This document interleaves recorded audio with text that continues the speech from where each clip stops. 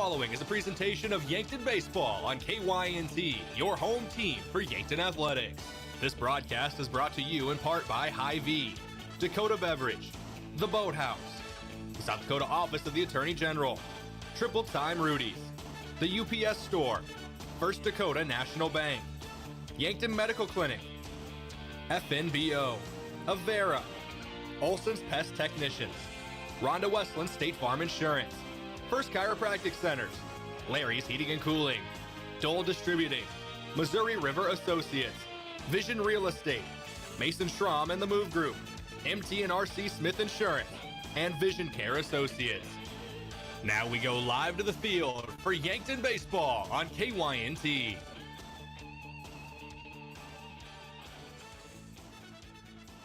Ladies and gentlemen, we are live from Riverside Field in Yankton, South Dakota. It's the Yankton Bucks and the Sturgis Scoopers, and a spot in the state tournament next week is on the line. It's the Super Regionals for Class A in the South Dakota High School Baseball Association.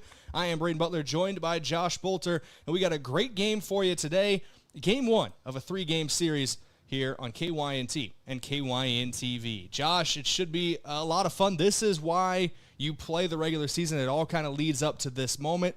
Win two of the next three games, and you're in the state tournament with a shot at a championship. Yeah, I think today's word of the day is pressure, Brayden. You win tonight, you put the pressure on the other team tomorrow, having to go back-to-back just to get into the state championship game. So obviously this one important in terms of advantage going into tomorrow. But, yeah, you know, it's going to be a lot of fun. Really a lot of ways, like you said, playoffs start right here. So looking forward to it today. And we'll go over all the super regional matchups later on in our post-game show. It's courtesy of Hy-Vee. Hy-Vee with a helpful smile in every aisle. We're live from the Fairfield by Marriott and Holiday Inn Express broadcast booth. Get great rates and flexible reservation changes by calling either Hotel Direct. That's the Fairfield Inn & Suites and Holiday Inn Express in Yankton.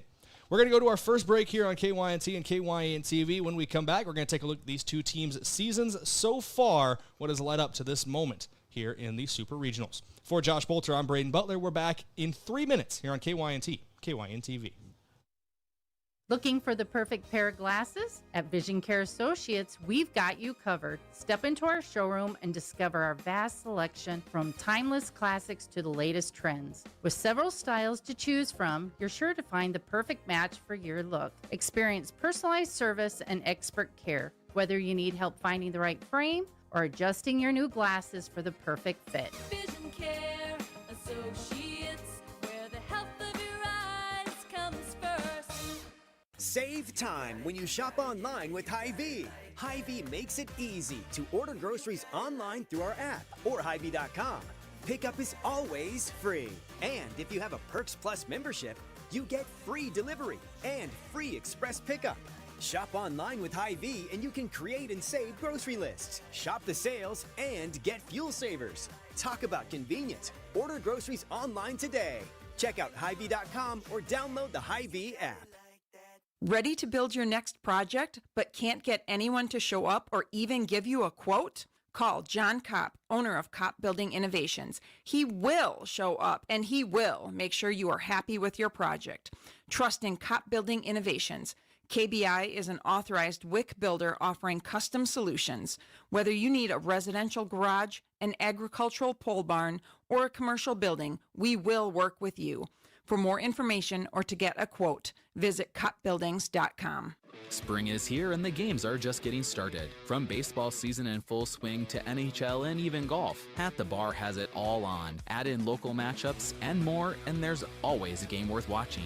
With TVs everywhere and a welcoming hometown feel, it's the perfect place to kick back and enjoy the game. So bring your friends, settle in, and be part of the crowd, where every cheer feels a little louder and every moment a little better together. You can watch the game anywhere, but the real fans gather at the bar in downtown Yankton. Midwest Insurance Agency in Yankton is a proud supporter of the Yankton Bucks and Gazelles. Hi, this is Whitney Devine. If you're looking for protection that fits your life, call me or Travis. We make coverage simple. Whether it's your home, car, or farm, we take time to understand your needs and find the right plan at the right price. You'll get personal service, trusted advice, and peace of mind knowing we're right here in Yankton. Call Midwest Insurance Agency in Yankton today to schedule your appointment. I love 1919 root beer. It's the best over a big scoop of vanilla ice cream. My favorite is just ice cold 1919 poured over crunchy ice. It's so refreshing. It's the creamiest root beer ever. 1919 root beer is the perfect treat. Brewed in small batches with only the finest ingredients. It's the creamiest, full-bodied, alcohol and caffeine-free draft root beer available. It's a taste tradition since, well, 1919.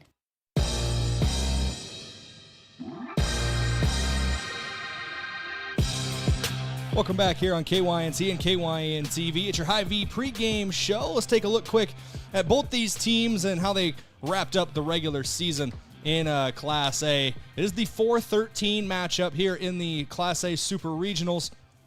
Yankton hosting it tonight as we take a look at the regular season final standings. The Bucks come in 18-4 in Class A play. They were .004 seed points away from being third, Josh. That would have put them up against Spearfish, so still a West River team, but a different team, a team that they've already faced this season. It's their first look at Sturgis, who finished the year 8-6, 39.929 seed points to place 13th. A lot of their schedule consisting of West River teams, not a lot of trips across the state. It's not saying they've avoided the east side of South Dakota, but that is something they haven't come across very much this year. Yeah, and personally, I think there's some pros and cons to playing a team you haven't seen before. I personally prefer it. It's one of those, they're getting their first look at you. If you play a team you've already seen a couple times this season, they can make some adjustments to what you do. So I think that can be an advantage to Yankton here tonight, facing a team in Sturgis here tonight. Both these teams enter the postseason on winning streaks. Sturgis won their last 3 games, a doubleheader sweep against Rapid City Central. They won 5-4 and 10-4 on the 8th of May. And then on the 9th of May, one final game against Douglas. They won 14-4. As for the Bucks, well, they're on, I believe it was a 6-game winning streak to end the regular season, Josh, as they were very impressive. Only swept once this year, and it was top of the league, Brandon Valley. They did win 6 straight, and they won 9 of their last 10, including sweeps of Watertown, T-Area, and Brookings to end the regular season. Taking a look at the Class A playoff picture as a whole, the Super Regionals, May Madness, as they call it, Josh, and this will be your standings review courtesy of Rhonda Westland at State Farm Insurance. Your best of 3 series, all happening basically at the same time today. One of these has already started. Number 1, Harrisburg against number 16, T-Area, got started first pitch about 40 minutes ago. They're playing a 3-game series over in Harrisburg. Number 2, Brandon Valley hosts number 15, Sioux Falls, Washington. That starts at 6 p.m. tonight. Number 3, Sioux Falls, Jefferson against number 14, Spearfish. That also starts at 6 p.m. this evening. And number 4, Yankton against number 13, Sturgis. We're scheduled for a 6 p.m. first pitch as well. Looking at the other half of the bracket, number 5, Rapid City Stevens hosting number 12, Brookings. That one gets started at 7 p.m. Mountain Time tonight, so 8 p.m. local time here.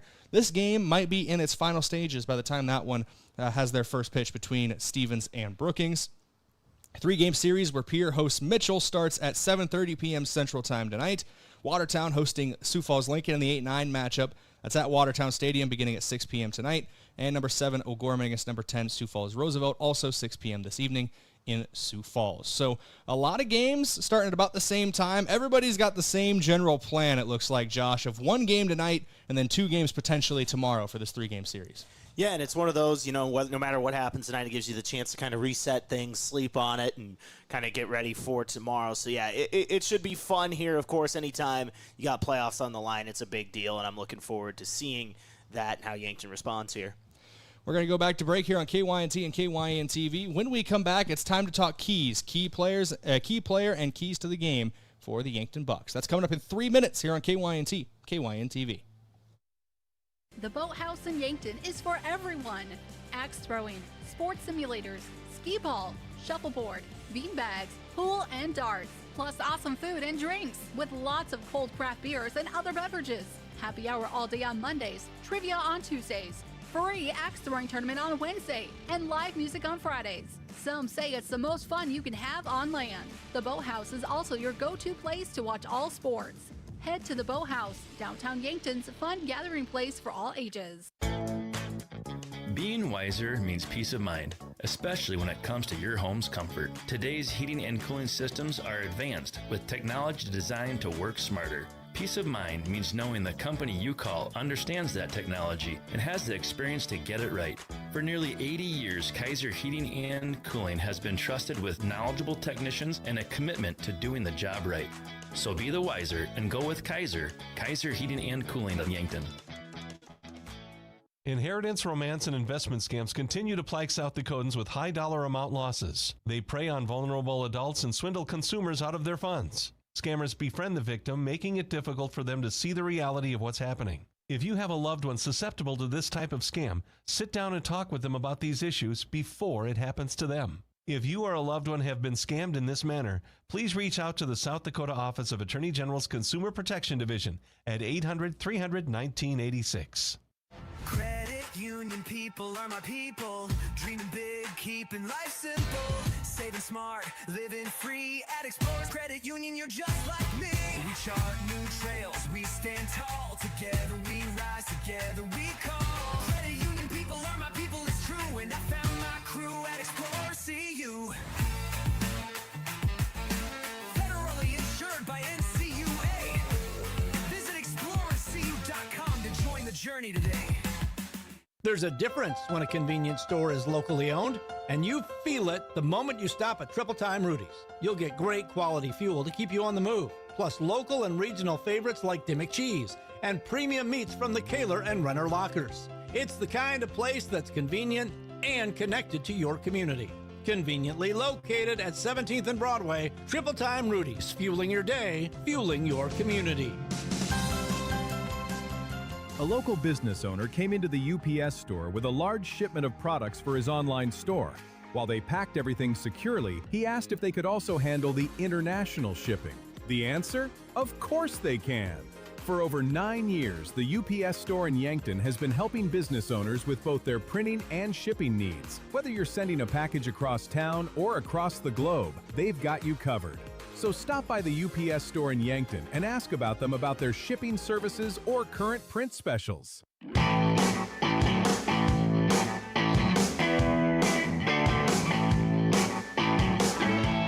Welcome back here on KYNT and KYN-TV. It's time for your keys of the game, courtesy of Vision Real Estate. Their focus, where the focus is always on you. Did I have that right? Yes, it is. Look, I'll be blunt, peek behind the curtain. We got multiple Vision sponsors, people with Vision in their name. Obviously, we're talking about Vision Care Associates here shortly as well. Sometimes my brain tricks me. I'm just like, I just say the wrong ad read, but whatever. Hey, I digress. eyesight is a high priority in the River City, and I think that's a good thing. Yeah, you need eyesight, and you got to look at the great deals in home buying from Vision Real Estate, where the focus is always on you. Visit igotvision.com. Back into your. I would say, is that the one we're plugging right now? Yes, it is. Okay, all right. Cool.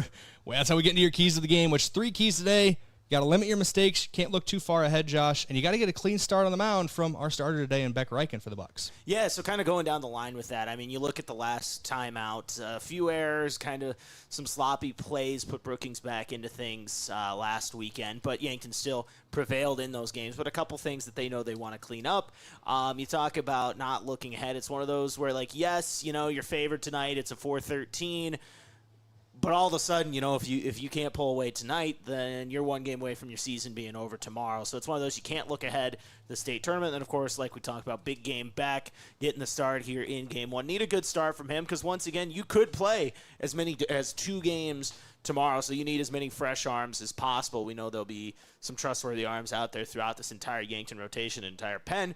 But if you can get a really good deep start from Beck Reichen, that would go a long way in helping your case going into tomorrow.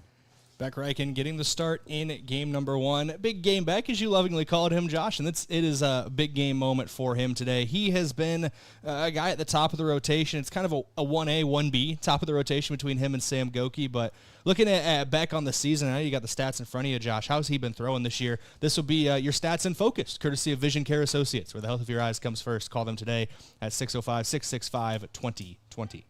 Yeah, so this is Beck's 5th start of the season. He's had 8 appearances as a pitcher this season, or this will be his 8th, I should say. He's got an 0.462 ERA. That's right. It started with a 0. He's got 27 strikeouts, which is tied for second on the team with Chase Cooley, just trailing Sam Goki. Looking on it here, only giving up 8 walks, 2 earned runs on the season. That whip at 1.088, and then that batting average against him is at 225. So overall, another one of these arms in this rotation has been really solid, and looking for another good start here tonight. Keeping it rolling with Beck, Josh. She's also going to be your key player of the game from Missouri River Associates for the health of you. Got the visions again. There we go. Missouri River Associates, your key player of the game. Their office is local. They know your name and your home, auto, and family are important to them. Josh, I swear I'm a professional. So Aaron Fieser's going to find you. And he's going to have no problems finding me. He's got great eyesight. Yes, he does. Anyway, your key player of the game, also at the plate, Beck Reichen, going to be batting leadoff today. So talk about his batting stats as well if you got him. Yeah, one of those leads the team in walks with 24. And we talked about how his batting average, Brayden, has been climbing. He was really struggling those first 10 to 12 games or so.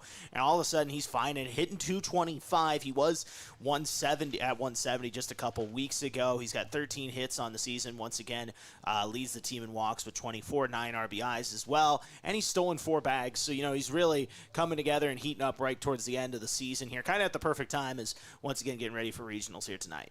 Should be a lot of fun this evening. I know, heavy emphasis on Beck Reichen here in the pregame show, but when you're starting, you're getting the leadoff man. You're like we mentioned, getting the numbers up as of late on a bit of a hot streak to end the regular season. He's a guy who's going to be a key factor today. Of course, some other guys to keep an eye on, Sam Goki, Easton Fieser, always dangerous when they are at the plate. But that's your key player of the game from Missouri River Associates in Beck Reichen. We're going to go back to break. When we return, we're going to talk about your starting lineups for both these teams. That's coming up in 3 minutes here on KYNT, KYN-TV. Is it the competition that keeps bringing you back? The long-standing rivalries? Or is it seeing friends again and cheering on your favorite team? At First Dakota, we're here for it all. We appreciate the fans, the players, the coaches and officials, the concessions crew. The shared community experience is part of what makes life here great, and we're here for it. See you at the game. First Dakota National Bank, member FDIC. Life doesn't slow down for injuries, and neither should your care. With Yankton Medical Clinic Orthopedic Walk-In Care, you can be seen quickly, Monday through Friday from 8 to 5. No referrals, no long waits, just experienced, highly trained surgeons ready to help you heal and get back to what you love. And because we live right here in Yankton, your care stays close to home. I'm Dr. Jeremy Kudera, orthopedic surgeon with Yankton Medical Clinic. I'm proud to call Yankton home. We're your orthopedic team, and we're here for you. Buying your first home? That's a big moment. A happy, feel-good Wednesday housewarming party moment. When you're ready to look for a home, start with a local FNBO mortgage lender. We're here to answer questions, personalize the experience, and share our expertise so you can focus on your search. Start your application and get pre-qualified now at fnbo.com. Your mortgage moment is just around the corner, and FNBO will be there every step. Visit our nearest branch or go to fnbo.com. FNBO is an equal housing lender. In Yankton, community means everything, and at Wilson Trailer, it's the heart of what they do. They're more than manufacturers, they're your neighbors. From sponsoring the Bucks and Gazelles to supporting the next generation of farmers and builders, they're proud to give back to the place they call home. For over a century, Wilson Trailer has stood strong, steady, and rooted in community. Because when Yankton thrives, we all move forward. Wilson Trailer in Yankton. Learn more at wilsontrailer.com. Are you on track to retire? I'm Adam Boelter, a certified financial planner with Vantage Financial, born and raised in Yankton, South Dakota. My team and I pride ourselves on building trust through clear, honest advice tailored to your unique goals. From retirement planning to smart tax strategies, we'll create a personalized plan to help you feel confident and secure about your financial future. Visit vfplanning.com or search Adam Boelter, Vantage Financial, to schedule a 15-minute call today. Vantage Financial Partners is a registered investment advisor. SEC registration does not constitute an endorsement of Vantage by the SEC, nor does it indicate that Vantage has attained a particular level of skill or ability.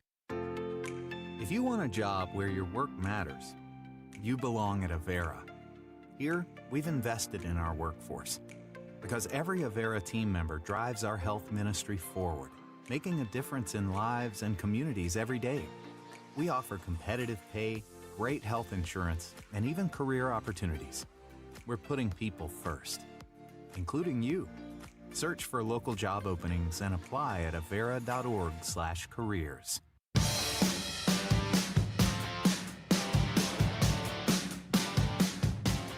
Welcome back here on KYNT and KYN-TV. It's the Class A Super Regionals, Game 1 of a potential 3-game series between the Yankton Bucks and the Sturgis Scoopers. Yankton, the number 4 seed, Sturgis, the number 13 seed, and Josh, you can tell these guys are ready to go because the Sturgis Scoopers have broken out the football to throw some routes around, and Yankton, well, they took the hacky sack away, but they were playing the hacky sack just about 5 minutes ago. So both these teams staying loose before Game 1. Yeah, and and that's something. I think that's a good sign in a lot of ways. Signs things aren't too tense. As it is technically once again the first part or the first leg of a 3-game series here tonight. So both teams keeping it loose, kicking back, and having some fun here at the ballpark before they get going. Well, Josh, a big check's been brought out. I was not informed of what this could be. I'm the newsman, and I have no idea what's going on. Not something. Well, we can pick up the PA, so let's hear for ourselves. Yeah, hey, Josh. record this just in case. Scotty, if you can hear me. 5K supporting active youth organizations has selected the Yankton Baseball Association as this year's lucky recipient. To earn these funds, keeping everything running smoothly. And did they deliver? Absolutely. They showed up, gave it their all, and knocked it out of the park. The donation is $3,500, and the check is being presented by race coordinators Renee Brooks, Lindsey Jacobson, and Brittany LaCroix. Accepting the check are YBA board members. The River City Races organization would like to thank our generous sponsors, the Yankton Baseball Association, and the community for their continued support of this event. If you want to learn more about the Rainbow Chase or their other events, check out the River City Races page on Facebook, and may the luck of the Irish be with the Yankton Bucks as they take on the Sturgis Scoopers tonight. Well, Josh, we got our answer there. It's a donation from the River City Rainbow Chase, the 5K. Was that back in March as that took place? Yeah, I believe so. Right around, usually around St. Patty's Day there. And that's something, I should have known that. I literally wrote a story on that at the time it happened. So, yeah, that's pretty cool to see. And once again, just shows the character of this team that they took the time to help out and volunteer and help with that. So, well, newsman, if you need a soundbite for that, you can go back to about the 20-minute mark of the broadcast anytime on YouTube. I'm going to need to make sure to catch the name of who ran our PA if he's announcing that. Well, that's something I didn't think about. But I did not introduce myself today. I digress. Oh, well. Anyways, we got starting lineups to do, don't we? True. Yeah. Your starting lineups today, courtesy of First Chiropractic Centers, making life better one adjustment at a time. Josh, who's starting? And you can start with whatever team you prefer. Yeah, we'll start with the visiting Sturgis Scoopers here tonight. Batting first, Bridger Massa. He's playing over at second base. Batting second and playing over at short, Brody Royer. Batting third and playing over at first, Elijah Stroud. Jack Jolly, the right fielder, is going to be the cleanup man. Batting fifth over in center field, Ethan Cermak. Batting sixth and playing over in left field, Jace Thurman. Batting seventh and catching tonight is Kel Sundstrom. Batting eighth, the designated hitter, Blake Kaufman. And batting ninth, the third baseman, Jaron Andreski. Pitching for Sturgis tonight is number 34, Cale Poole. And both teams will be using designated hitters today. Cale Poole, though, like you said, getting the start on the mound for the Sturgis Scoopers. Beck Reichen, we already talked about, will hit for himself, and he's going to bat leadoff for the Yankton Bucks as well if you want to go through their lineup. Yeah, batting first once again, leading off and pitching tonight, Beck Reichen. Batting second, playing over at second is Sam Goki. Batting third, playing over at first base, Easton Fieser. Handling the cleanup duties tonight, the catcher, Gavin Johnson. Batting fifth, out in center field, Tate Bestie. Batting sixth, over in left, Carter Boomsma. Batting seventh over at shortstop, Jackson Kura. Batting seventh, the designated hitter, Christian Weir. Batting ninth, once again, is Simon Kampshoff over at third base. And then, of course, not in the lineup, but playing out in right field is Caden Hunoff. We've seen Caden Hunoff make some great throws from right field. I know in a term of endearment, they refer to him as janitor throws in baseball, and that is... I specifically remember the one where he gunned the guy at home, trying to stretch it from third to home. So he's a great arm to have out there in right field for the Bucks today. Those are your starting lineups, courtesy of First Chiropractic Centers, making life better one adjustment at a time. Coaching staff today, it looks like Paul Poole and Cody Nelson, the coaches for Sturgis. For Yankton, head coach Drew Lawrence, of course, assisted by Trey Creer and Peyton Mueller. And, of course, there's plenty more that help out throughout the staff top to bottom for the YBA. So, big moment for the YBA getting that $3,500 donation for the baseball boys' help during the River City Rainbow Chase back in March. So hopefully that money goes to some good places for this team as well as they are pushing for a state tournament bid here this weekend. This is the Class A Super Regional on KYNT and KYN-TV. They're announcing the starting lineups live here at Riverside Field. Then they're going to go to the National Anthem. And once that National Anthem is wrapped up, we will come back for first pitch, courtesy of the Boathouse. The Boathouse is the most fun you can have on land. They offer axe throwing, mini bowling, darts, and pool. Plus, of course, awesome food and drinks and plenty of TVs to watch all the games. One more thing before we go to break. My apologies. Didn't catch the names of the umpires today, but your officials of the game, courtesy of the South Dakota Office of the Attorney General. They are the law on the diamond. Usually great umpires here at Yankton at Riverside Field. When we come back, it's first pitch in game number 1 of the 3-game series between the Yankton Bucks and the Sturgis Scoopers. Back in a couple minutes here on KYNT, KYN-TV. In nearly every family's lineage, there's a tie to agriculture. It's a legacy reflected in how we raise our kids, help our neighbors, and respect what we have. Farmers Union Insurance was built on that legacy. And while our roots are in agriculture, our protection has grown to include home, auto, business, health, and life. Protect your legacy. Farmers Union Insurance. Have a craving for wings or delicious burgers or pivo fries? Come sink your teeth into the mouth-watering burgers and wings at Checkers Sports Bar and Grill in Yankton. With a menu that's flavor frenzy, there's something for every fan. Grab your friends, bring your family, and head down to Checkers. Checkers Sports Bar and Grill is Yankton's favorite spot for food, friends, and sports. Open Tuesday through Sunday. Your game days belong at Checkers. Need custom clothing for your team, fundraiser, business, or event? Let JJ Benji's make it easy. Forget about taking orders, collecting money, and handing out shirts yourself. JJ Benji's handles everything for you. They create a custom online store with the merchandise you want to offer. Items are ordered and paid for online, and JJ Benji's ships the items directly to them. All you have to do is share the link or QR code. That's it. Contact JJ Benji's in Yankton to learn more about it. I'm Colby Cookta, one of your Yankton Edward Jones financial advisors. We're all about financial investments, but we also value the investments of time, patience, and encouragement our young athletes receive from their coaches, teachers, and mentors. That's why I'm a proud sponsor of the Yankton Bucks and Gazelles on KYNT. Call 605-653-4860 or visit edwardjones.com for all your investment needs. I'm Colby Cookta, financial advisor Edward Jones Yankton, member SIPC.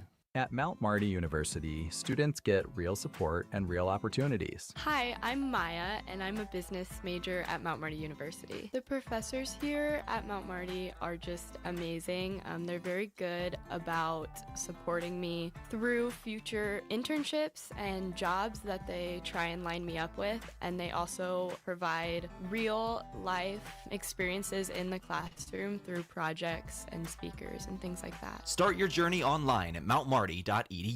Did you ever hear that termites only swarm to feed and mate during the springtime? Well, that's just a myth. Here's the fact. While they do swarm to mate in the spring, termites eat wood 24/7 year-round. In fact, termites cause an average of $5 billion in property damage every year, and that's no myth. A pest professional is your best defense against the devastation rodents, termites, roaches, and ants can cause to your home and family. Olson Pest Technicians, 1-800-KIL-BUGS. If you've been suffering from chronic pain or a recent injury, check us out, Lane, Reed, and Cole Sawatsky at SWAT Chiropractic and Rehab. We offer a wide variety of treatments and techniques, including dry needling, cupping, chiropractic adjustments, and sports rehabilitation. Our mission is to ensure an individualized and efficient treatment plan to get you back on your feet. From ankle sprains and sports injuries to neck pain and headaches, we've got your back. Give us a call or book an appointment on our website. SWAT Chiropractic, specialized wellness and therapy. Located on Summit Street across from the high school. Do you struggle with dry contacts? At Vision Care Associates, we have a great option. Infused contact lenses by Bosch & Lomb.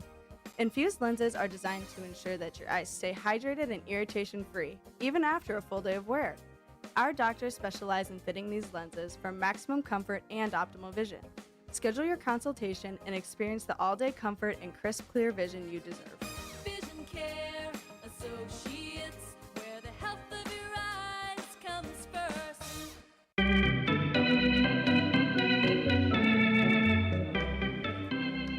First pitch of game number 1 of the Class A Super Regionals does not find the zone from Beck Reichen. It's a 1-0 count here. Leadoff man, Bridger Massabatten. Second baseman for the Scoopers takes a strike there, so a 1-1 count now from Reichen on the mound. Fantastic numbers for Reichen all season long. Great pitcher at the top of this rotation, and that got a lot of reaction, I think, from both dugouts for a moment there. That was a close pitch, but able to hold up in time. Obviously, Brayden here, Yankton looking for a quality start from Beck as he gets a swinging pitch there to even up the count at 2. But it's one of those where they could have to play as many as 3 games here within a 24-hour span, so you need to be able to save arms in case of a pivotal game or a deciding game 3 there. So quality start here from Beck would go, once again, a long way here for Yankton tonight. The beauty for Yankton this year is Beck fires the 2-2 home, just misses the zone, and Johnson loaded that up to throw down Josh. He thought that was strike 3, but the beauty of the Yankton rotation is they got 4 or 5 guys where any given night you start them on the mound, you trust them to go 4, 5, 6 innings. And they're going to say he went around on that one for strike number 3. Thought he held up in time, but it's a leadoff strikeout for Beck Reichen. That's going to bring the 2-hitter to the plate. Yeah, off to a good start there. Gets the strike. Good battle to start there. 6-pitch at bat. But, once again, like you said, a lot of arms in this rotation. And it's just still, though, nice to know that you can trust any of them to come up in a big spot. Strike 1 there from Reichen. But when you look at your 5 starters, and the guy with the 5th most inning pitch of those starters is Ryan Turner, who has pitched fantastic the times he's been out there on the mound, you got a very effective location, or a very effective rotation, as that foul ball would have been in the booth with us if that net wasn't there. Would have hit this old computer probably, right? And then we would have no more broadcast if it hit that computer. So shout out the net. We should get a sponsor for the net. That's what I think. Get a net sponsor. I'm all for random sponsors. I'll wear your logo on my shirt if you give me money. Well, if you give the station money. I think legally it has to go through the station. Whatever. Or you can give me money. That's cool, too. I love free money. Here's the 1-2 from Reichen. Low and away for a ball. Make it a 2-2 count. We got great sponsors, fantastic sponsors that help us put these broadcasts together, including America's Best Realty. They're here to help you unlock the American dream. Give them a call today at 260-1600. Whether you're ready to start, if you are ready to stop renting and start owning. This one is fouled off. Reminds me of that It's Always Sunny in Philadelphia clip. Money me. Money now. Money is good. There's a painting of like an old Victorian guy like just pointing to his hand asking for money. I send that to Bree every time Rinse do. So back up the middle for a base hit. A 2-2 single with 1 out is going to put the first base runner on. It's Brody Royer standing off of first base. That's going to bring Elijah Stroud into the batter's box. And I think, I know it's a 7-inning game at least, obviously extra innings pending and whatnot, but it's one of those where you look at this, and I think for Sturgis it's so key to jump out early, try to catch Yankton off guard and catch him or get him off their game early. So getting a base hit here towards the top half of this first inning is a good start. Let's see if they can capitalize on it. Let me talk about how strong the top of their rotation is as Reichen has this one popped up in the infield. Kudera calling off Goki. It's a sophomore calling off a senior for out number 2. Pop out to the shortstop. But you can get to the top of this rotation early, really get them, offset in their game plan. That's crucial for this series. Yeah, obviously, and once again, we talked about it. I've said it a couple times. You can play as many as 3 games. If you're burning through pitchers fast, that's key. So, but Reichen did a good job of responding there, and you mentioned Kudera calling off Goki there. Just the flexibility and the versatility of these defenders. That ball goes right over to Goki at second. That's a 4-3 putout to end the inning. Sturgis gets a hit, but they leave a runner on. Nobody comes home. It's 0-0 after the top of the first. Yankton coming to the plate for the first time when we come back. This is Yankton Bucks Baseball. KYNT, KYN-TV. We're back in 1 minute. At H&H Roofing, we don't just fix roofs, we protect families. We're family-owned, locally operated, and dedicated to keeping our community safe and dry. Every nail, every shingle, every handshake, it all matters to us. From repairs to full roof replacements, we treat every home like it's our own. Because when your home is secure, we feel secure. For honest work and dependable results, trust the local team that cares. Call H&H Roofing in Yankton today. We've got you covered. The SureCo exclusive SureLink wireless remote system features the most advanced industrial Bluetooth technology and best-in-class express operation. Operate any SureCo electric product with the SureLink Pro and EasyR remotes, or with your smartphone using the SureLink app. To learn more, contact your authorized SureCo distributor or find us at sureco.com. Demand the best. Demand SureCo.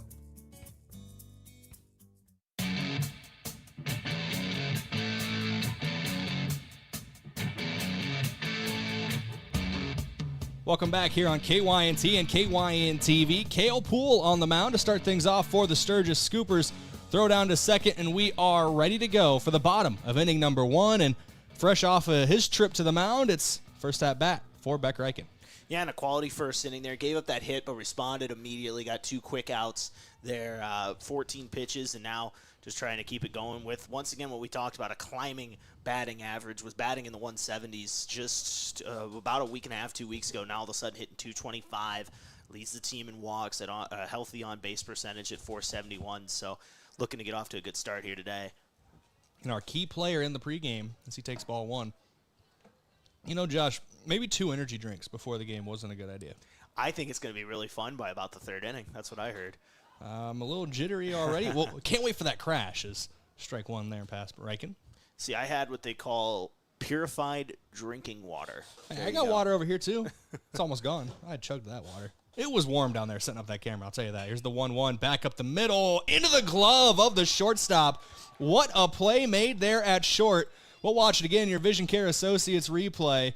It's just a ball up the middle and a diving save made by Brody Royer to bring in the first out, and that is just unlucky for Reichen.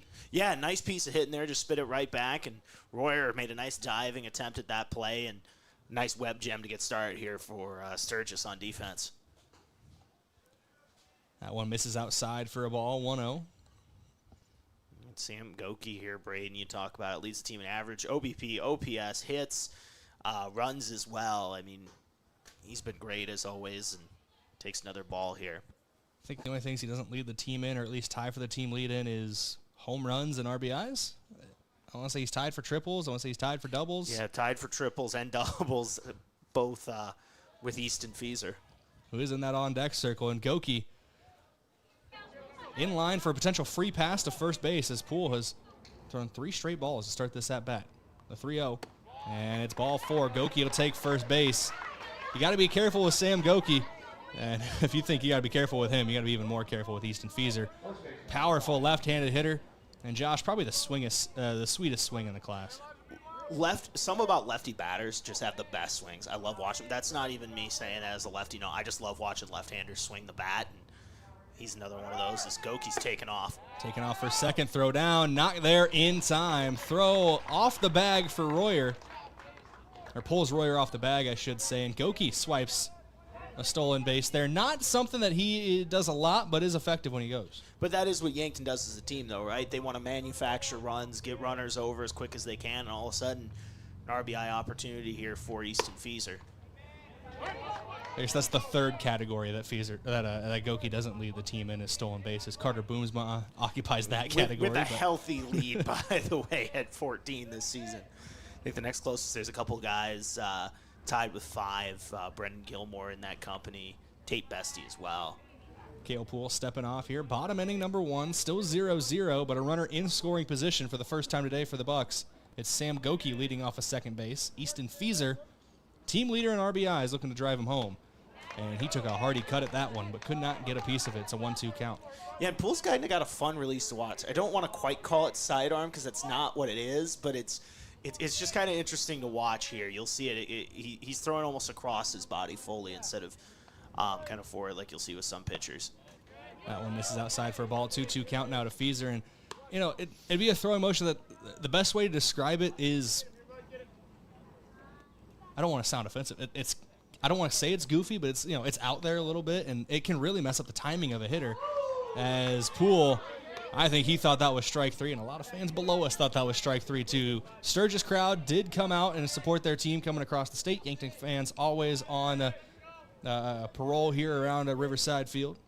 Yeah, that looked a little inside to me, but I can understand, from that point of view, maybe it looked a little different as Fieser's going to pop that one high in the sky. Should say on patrol, as this one infield fly. Brody Royer will glove it for out number 2. So that is 3 up, 2 down so far, and both times it's number 28 at shortstop making a play in the field. Yeah, he's been active early here. Brody Royer making another play there. That one a little bit easier than his effort to get that first out on Beck Reichen, but yeah, dependable glove over there so far today. You got to drop one of those baseball isms that it never makes sense to me is people like to say sometimes the easiest plays are the hardest, Josh. No, I think they're just the easiest. as Johnson half-hearted attack at that one. I don't know if they say he went around or not. Either way, it's strike one. I'll say maybe we can get him up here for an interview in the postgame. So, Brody, which play was easier to make? Which play was easier? The infield pop-up you were able to settle under as Johnson can't get a piece of that one 0-2 count, or the one where you dove to your left and gloved it?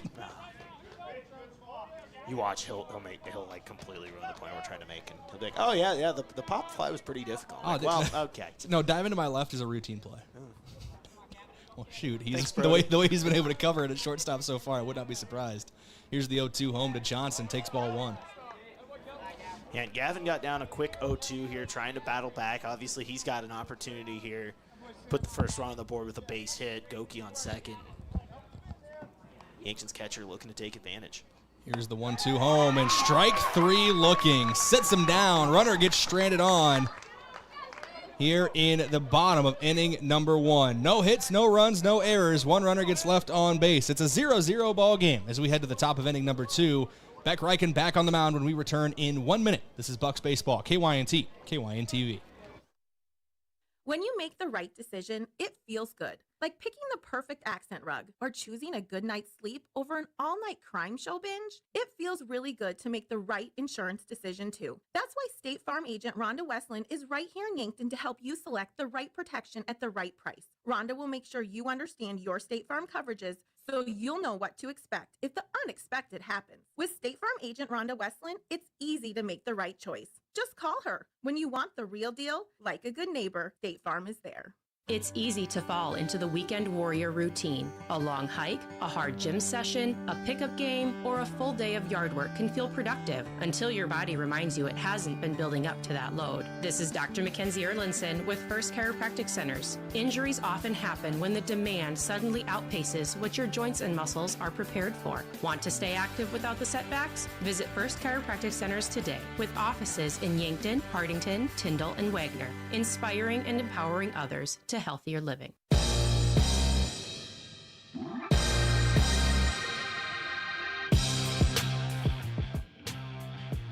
Welcome back here on KYNT and KYN-TV. 0-0 your score as we head to the top of inning number 2. Both teams, Josh, able to get a runner on in the first inning, but both pitchers able to work out of that situation and end up getting back-to-back outs after letting a runner get on. Yeah, good job by both guys being able to battle back and get a couple outs there to end the inning. Obviously, don't want to get behind the 8 ball early here and give up a couple runs in the first. And both teams, once again, you talked about it, getting out of situations where they put runners on the base paths here, and we'll see how they respond in the second inning here with Beck Reichen on the mound. Ethan Cermak at the plate, the center fielder, wearing the number 3. First pitch to him, back up the middle. One hops into the glove of Sam Goki, over to first in time. It's a 4-3 putout, and that's how we start the top of inning number 2. And you know, what position can't he play? We talked about the versatility of a guy like Jackson Kudera who plays short and second. We've seen Goki this season play third, play first, play second. I mean, he's just all over that infield there and made another nice play going towards his right. That one misses high on the first pitch of the at-bat for Beck Reichen. Stepping up to the plate for Sturgis is Jace Thurman, the left fielder. The 1-0 home into left center field. Bestie ranging underneath of it. He'll glove it with the left hand for out number 2. Had to track that one down. Carter Boomsma in the area as well, but 2 up, 2 down to start the second for Beck Reichen. What I like so far from this inning, Brayden, from Beck, well, he's given up some contact. He's been able to get some quick outs here. Obviously you don't want plays like that happening every single out, but it's one of those also where he's keeping that pitch count in check and getting some quick at-bats here, and it should help him go deep into this ball game. Threw 14 pitches in the first inning. That was just his 4th here in the second. Averaging 1.5 pitches per at-bat right now in the second inning. Yeah, moving quick. The 1-0 misses the zone there for ball 2. And now lefty on the plate here, Brayden, with Sundstrom. We'll see what he can do. Yeah, Cal Sundstrom, the catcher for Sturgis. Blake Kaufman in the on-deck circle. This one popped up in foul territory. Simon Kamshoff giving chase behind the third base bag. He gloves it for out number 3. 3 up, 3 down, go the Scoopers. No runs, no hits, no errors. Nobody gets left on base. We go to the bottom of inning number 2 as Yankton still looking for their first hit of the game early on, but we'll see if they can get it when we come back. This is Yankton Bucks Baseball, KYNT, KYN-TV, back in 1 minute. I'm Larry Olson, and I approve this message. A vote for Larry's Heating and Cooling means your home or business will have dependable comfort all year long. I believe in keeping your energy bills low. A new high-efficiency heating and cooling unit means substantial savings on your energy bill. I will cut spending. Before you pay too much, call Larry's for an honest, no-obligation quote. Vote for comfort. Vote for Larry's. Paid for by Larry's Heating and Cooling, Yankton and Vermilion. Play ball! This is John Marquardt. As an umpire, I know when it's time to step up to the plate and give it your best. And the time for me to step up is now, so I'm running for the District 18 House in the primary election. I've had extensive experience on the Yankton County Commission, and I will represent the entire district. Vote by absentee or on June 2nd for John Marquardt for District 18 House of Representatives. Paid for by Friends of John Marquardt.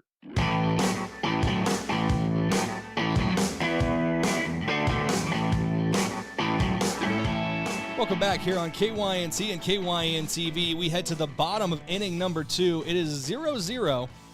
Yankton held hitless in the top of the first. They'll try to change that, or in the bottom of the first, excuse me. Tate Bestie will lead things off here in the bottom of the second, trying to change that. 3 back. Here starting in this inning. Big matchup today happening down in Lincoln, Josh. First time ever the University of South Dakota makes the NCAA softball tournament. They're taking on the University of Nebraska, who is the number 4 seed overall, obviously the number 1 seed in their region. As this is sent into left field, it will drop for a base hit for Tate Bestie. So for the first time here today, it's a hit for the Bucks, their second base runner of the game after Sam Goki walked in the first. And how about Tate Bestie there, Yankton center fielder, aggressive, first pitch swinging, gets a base hit, slaps one into left, and now we talked about he's tied for second on the team in stolen bases. We already saw Goki grab a bag in the first inning. Could Drew Lawrence be looking to send Tate Bestie here as he's getting a nice little lead off at first? Throw to first, not there in time, but one more quick update about the so there's extra bit of padding over there. I don't know if turf's a little different there near the first base bag. I just noticed that, Josh. Wonder if there was a little piece torn up or something. As Bestie does take off, Boomsma shows bunt, no throw down to second. Bestie's able to jog in standing up. Yes, and once again, already for Carter Boomsma, runner in scoring position, who's had a good season, hitting 300, 12 RBIs, having a really nice season here, and looking to maybe get some going here. I wonder if that bunt could still be in play here, Brayden, get the runner over to third, especially with Boomsma's speed. Poole shaking off a couple calls from his catcher, and he'll step off now and reassess the situation, but you know, we're talking about upsets in major college athletics. There was a big one in softball earlier today, Josh. The number 9 overall seed Florida State, as that bunt goes off the leg of Boomsma. But number 9 overall seed Florida State falling to Stetson in the opening round of their Tallahassee regional. Why not USD? Well, see, because here's the thing. They're playing the one team I can't root for them to beat. That's why. That's why. They're playing the one team that I like more than my alma mater. Yeah. I'm sorry. Here's the 0-1. Boomsma, perfectly executed bunt down the third base line. He is safe at first, and Bestie coming all the way home. He's safe at home. And once again, Brayden, what do we talk about with Yankton? They find a way to make runs happen. What a play, what an effort there. I almost wonder, would have been better off maybe holding that one at third base. I know Boomsma's got some speed, and that's a tough throw to make, but because of that throw, Bestie takes advantage of it and gets home. Let's look at it again, your Vision Care Associates replay. Longer replay here. I wanted to make sure I got the whole play on it. Boomsma just a very well executed bunt is back on live action. He takes off for second base and steals it. We're still watching the replay online as Boomsma, just a firecracker of plays out there for Carter Boomsma. He's all over for Yankton right now. What do we always say? Start the clock. As soon as he's on first base, he's going to go. 14 stolen bases on the season, make it 15 there, and he's heading for third. And Kudera lays down a bunt here. It takes an awkward bounce in front of Poole. Kudera's going to be safe at first. Runners at the corners. Small ball. working for the Yankton Bucks. And we saw this in Game 1 against Brookings last weekend that led to some runs as well. And Yankton taking advantage of it here early. Jackson Cooter with another good piece of bunting. You can tell this team spends a lot of time in practice working on that type of stuff. 2 great bunts, one from Boomsma and one from Cooter right there. I think the only guy on the team I haven't seen lay down a bunt is Easton Feeser, which valid. That's not a guy you don't want to tell not to swing away. Yankton showing bunt again, pulling back. Throw down to second base, not in time. So 2 runners in scoring position. Nobody out. Christian Weir at the plate. And Sturgis, they were ready for that one that time, Josh. Third baseman started charging up on it right away. Yeah, and Weir a good hitter now. He's got runners in scoring position with no outs. And what's so big about that, Brayden, with Cooter a grab in second, that avoids a double play ball. That one outside for a ball. 2-0 count. Weir was able to pull back on that first pitch in time to take ball 1. No, check that. Say it's 1-1. Scoreboard had me messed up out there in center field, Josh. Here's the 1-1. Weir swings at it for strike 2. And Christian Weir, interesting story talking about him with head coach Drew Lawrence in the postgame last week. Christian was a guy a few years ago who wanted just to focus on pitching, didn't even want the bat in his hands, wanted to be a primary pitcher, and he's been good with the bat as of late this season. That one misses outside for a ball. Should make the count 2-2.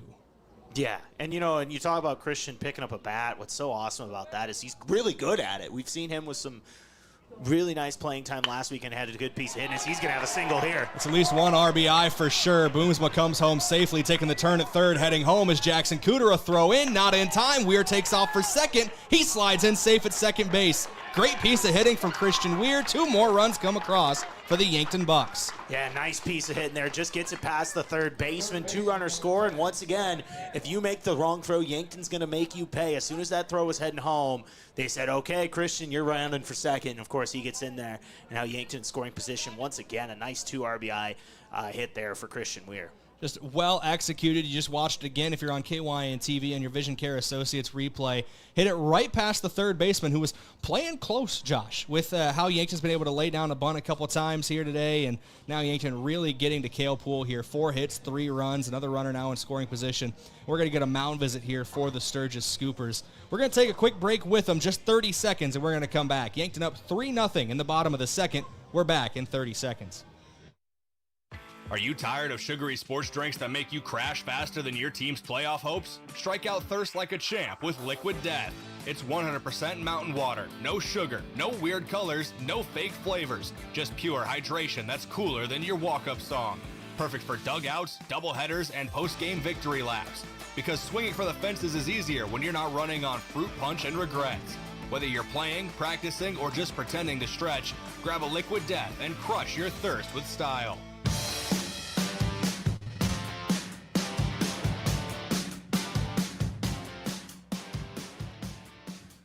Welcome back here on KYNT and KYN TV. There is some action over in the Sturgis bullpen now as Kale Poole has found himself in a trouble spot here in the bottom of the second. And honestly, I feel bad is not a lot of it's been his fault. It's been well-executed bunts. It's not like he's given up tank shots into the gaps. Has given up a couple hits, but yeah, like you said, bunting and really good base running playing a key factor. But when it's coming down to elimination season, you're going to see these teams make some quick moves if they have to, and I think that might be what you see here from Sturgis if this continues to go south.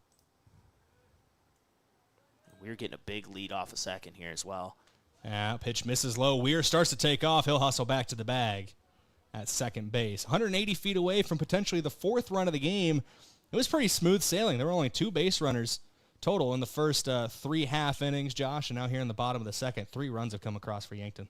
Yeah, and it's all just, once again, manufacturing runs, making good plays on the base path as Kampshoff takes a strike there. But, it's one of those where plays where guys should only grab 1 bag, Yankton manages to grab 2. And you've seen that here tonight a couple times on some bunts. And then, of course, Christian rounding out that single there and getting over to 2.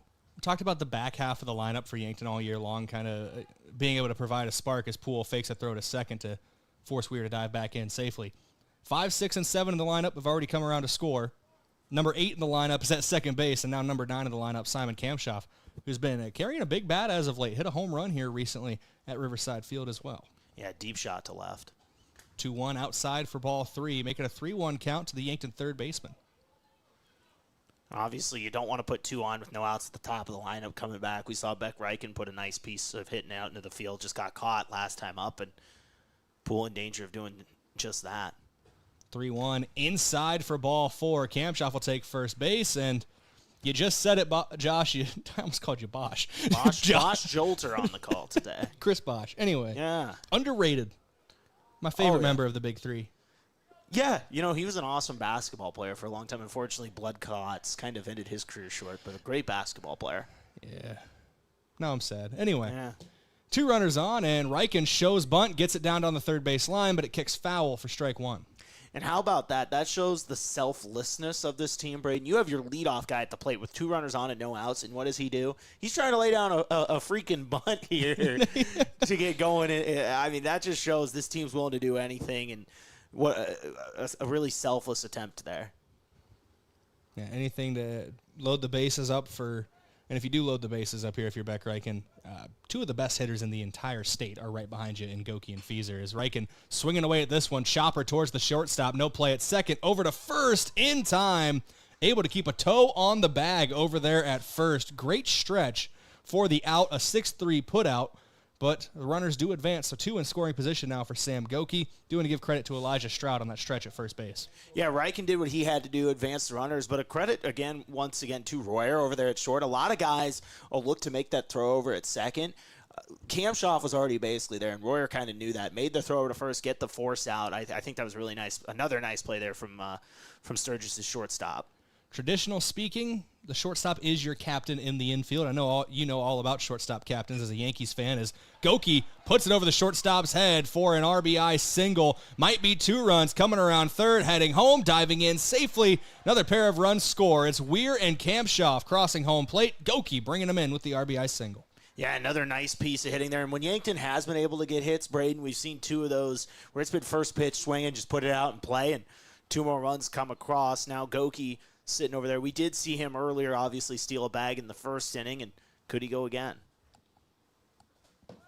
He does take off for second base. Throw down, not there in time. Closer than the first one, Josh, but still not there in time. Second steal of the game for Sam Goki. And you can tell early on if Yankton likes their chances against a catcher with how aggressive they are on the base pass. We've seen some games where they've laid off, but tonight it is full throttle out there, and they've taken advantage of it. Here's the 1-0 home. Inside. No, hit the inside part of the plate for strike 1. A little delay there on the strike call. I thought he was going to say ball. Yeah, and we've seen that spot been kind of mixed results, whether a ball or strike call so far, and maybe that can throw off hitters and honestly pitchers sometimes. They don't know if that's a spot they should attack or not, but we'll see if that kind of leans one way or the other as this game goes on, whether that's going to be a strike or a ball call. I know there is a baseline of what a strike zone should be, but every umpire does have their own strike zone. I think that spot that we talked about is that's ball 3 to Easton Fieser just a few moments ago. That's kind of the edge of the home plate umpire strike zone, so playing with it there a little bit. Here's the 3-1. Poole coming set.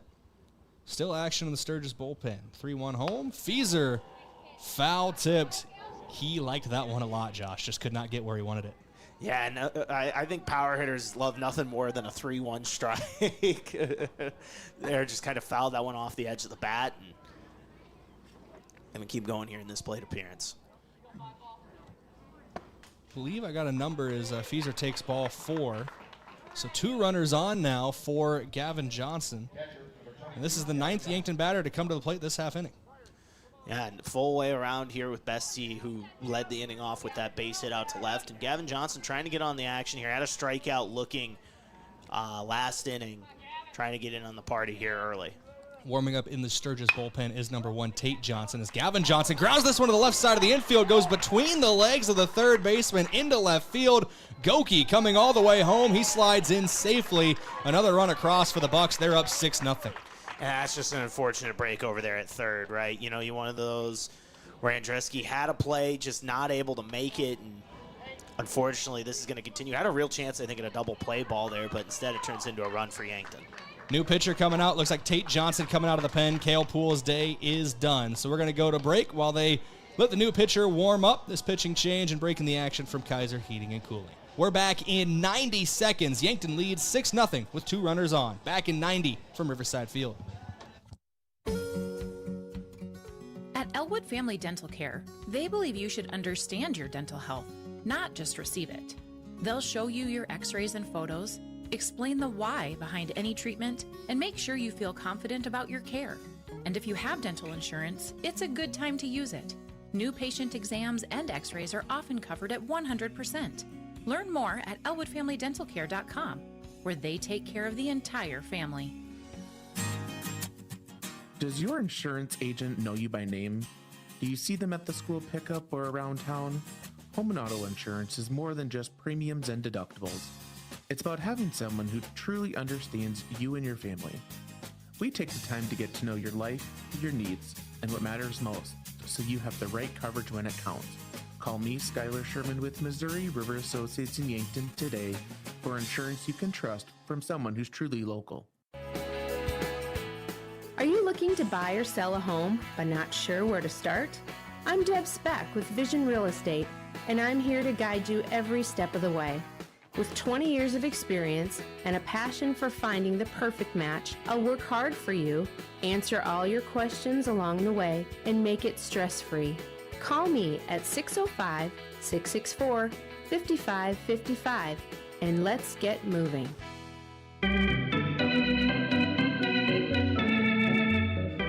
Welcome back here on KYNT and KYN-TV. Tate Johnson on the mound as Cale Poole's day is done for Sturgis. And Josh, the numbers aren't going to be kind to him, but it didn't feel like he was pitching that bad. We were talking during the break. He gave up two really good hits, honestly. Tate Bestie had a hit off of him, and Sam Goki had a hit off of him, which like we said while we were talking, everybody has gotten a hit by Sam Goki at some point this year. So a lot of it's just base running and small ball and well-executed game plan from Yankton. And unfortunately, his day done pretty early here in the second inning. Yeah, the stat line doesn't really tell the story for Cale Poole here tonight. Unfortunately for Sturgis now, you're going to your pen just 1 1/3 into this. Is now there's a mound visit with the umpire. I'm not sure what's going on. He's having a conversation with Tate, checking out his arm. I don't know if it's maybe the athletic sleeve he's wearing. I know sometimes in high school if it's got a logo on it or something like that, and it looks like he is turning it inside out, I wonder if it's got a logo on that. I know that's the thing. Like, I remember playing football in high school. You couldn't wear those sleeves or anything like that with a logo. Like, you couldn't have wristbands or anything like that. Like, it was one of those, the most they'd allow you is athletic tape. Let the kids have their swag, man. I'm with you. I'm with you, man. But it's one of those, I think that's exactly what's happening here. I had to turn that athletic sleeve inside out from what I see here. What's Coach Prime always say? Look good, feel good, play good. And if you play good, you get paid good. I had one of those once because it helped me with a sore arm once, but I lost it as that pitch goes wild, Brayden. Yeah, it gets between the legs of the catcher, and runners advancing to second and third. Now 2 guys in scoring position for Tate Bestie, who's at the plate for the second time here in the bottom of the second inning. Yankton leading 6-0. All 6 coming here in the second. And he was first pitch swinging last time up in this inning, put one out into left field, really got this inning started in a good way for the Bucks, and now he's got a chance to add to it here with the runner on second and third. The 1-0 home misses outside for a ball. 2-0 count now to Bestie as Tate Johnson coming out of the pen. Just realized Tate versus Tate. Tate on Tate crime action here, whatever you want to call it. Is he throws a ball, and I know at this point, so you're down 3-0 on the count if you're Tate Johnson. Do you consider, if you're Sturgis, putting him on and trying to maybe play for a double play ball? I know Carter Booms was up, and that's a tough guy to turn 2 on, but you're trying to find outs any way you can. I think you have a better chance of getting a quarter in a hot sauce bottle than getting Carter Booms on a double play ball, but it is something that you got to think about, and here's a 3-1 count now after that is in there for a strike from Johnson. Here's a chopper to the right side of the infield. One run's going to score on it. Second baseman up with it, over to first in time. A 4-3 putout retires Bestie, but another run comes across, Josh, with 2 outs now in the bottom of the second. Yeah, and how about that? A 7-run, a second inning here for the Bucks. They've really just come to life here with the bats here this inning and making a statement early here in the Super Regionals. It sounds like a wrestling show. The Super Regionals. WWE Super Slam. Anyway. The John Cena prank call. Nice. Top five. That was a radio bit originally. So top 5 radio bit ever, in my opinion. Gonna take on Undertaker, Kane, CM Punk, and even the Big Show. No more Super Slam. No more wrestling. That's not exactly how she put it now, was it? Used a little bit more colorful language that we can't use on the air. Well, there's this, a poet once said the FCC won't let me be. So. I'm just kidding. I love the FCC. It's a 1-2 count. The 1-2, Boomsma into right field, drifting towards the foul line, but it will be gloved in right, falling down to make the play. Lost his footing out there in right field, but out number 3. 7 runs come across on 5 hits. A couple runners get stranded on base, and there was 1 error for the Sturgis defense. We go to the top of inning number 3 in a 7-0 ball game here on KYNT and KYN-TV. We're back in 1 minute from Riverside Field. If it's time to review the look of the signage of your business, let Mayor Signs help. They offer all types of signs, including exterior and interior signage, fleet wraps, digital signs, and much more. They also do logo creation and vehicle wraps. Their technicians arrive on site, fully equipped to get the installation done with quality workmanship. With the latest tools and technology, Mayor Signs provides high-quality installation service for any sign. Contact Mayor Signs today on 4th and Broadway in Yankton. Ford has just announced employee pricing on almost all of the entire lineup of new Ford vehicles. Employee pricing is always the cheapest way to buy a new Ford. The employee price is roughly $2,000 less than dealer cost, and you still get to take off any other rebates that apply. Moody Motors has a great lineup to choose from, and as always, we take almost anything in on trade. Save money and get the vehicle that you want right here at Moody Motors in Niobrara. You're in the mood for Moody.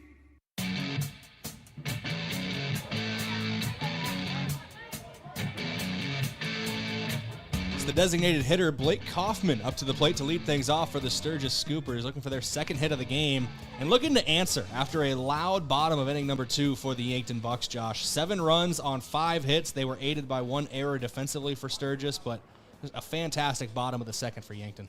Yeah, and if you're Beck Reichen, a whole different type of ball game than when you were those first 2 innings, right? It's 0-0. You're kind of pitching a little more careful there, trying not to give anything up, and just like that, you come back out and it's 7-0. Your team's winning. It's one of those where you can pitch a little more loose, take a little more risks, be maybe even a little more aggressive as you're up there on the mound. See what he can do, and obviously Yankton trying to take a commanding 1-0 lead in this series heading into tomorrow, but that's a great way to start with that in that second inning. Here's a chopper to the right side of the infield. Feeser up with it at first. He'll step on the bag himself. 3 unassisted to retire the leadoff batter here in the top of the third. Kaufman goes back to the dugout, and Andreski will come to the plate now. The Jaron Andreski, the third baseman for Sturgis, and then the 9-hitter.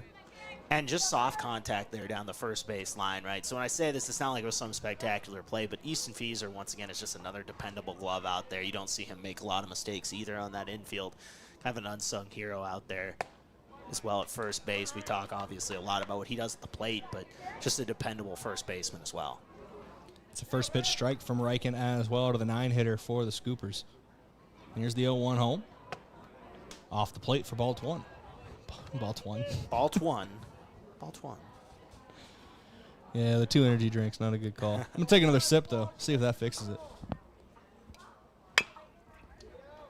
Chopper foul down the left field line. Simon Kamshoff up with it, but obviously out of play, so they'll re-rack for a 1-2 pitch.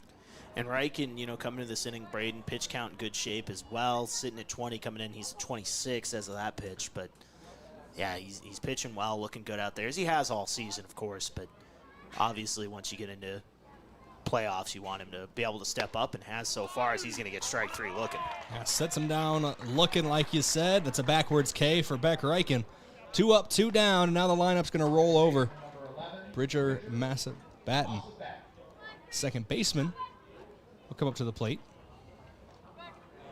Not a lot to work with here, obviously, with 2 outs and no one on, but you never know with 2 outs if you can get something going here, maybe a late inning rally. Just trying to cut into that lead any way you can here, down big early.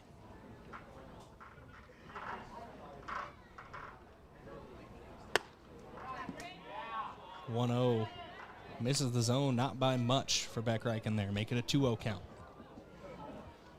Today's broadcast brought to you in part by Elwood Family Dental Care, where they take care of the entire family and are always welcoming new patients. That one didn't miss by much either, Josh, but it's a 3-0 count. Yeah, a lot of fringe stuff right on that, where it kind of looked like it could have been called either way. Ump didn't like it, maybe thought it was a little high on that one, and all of a sudden you're working with a 3-0 count.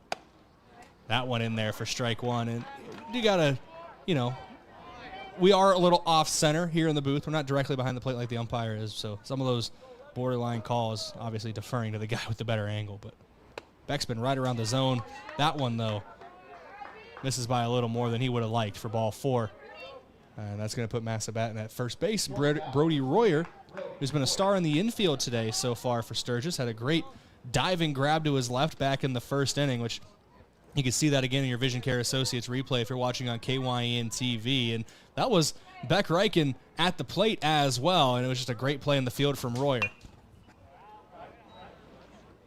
Yeah, fouled off there. Royer's been great at shortstop and doing well so far. I will, sorry, there was another shortstop that's driving me nuts right now. The Subway Series is going on. We'll leave it at that.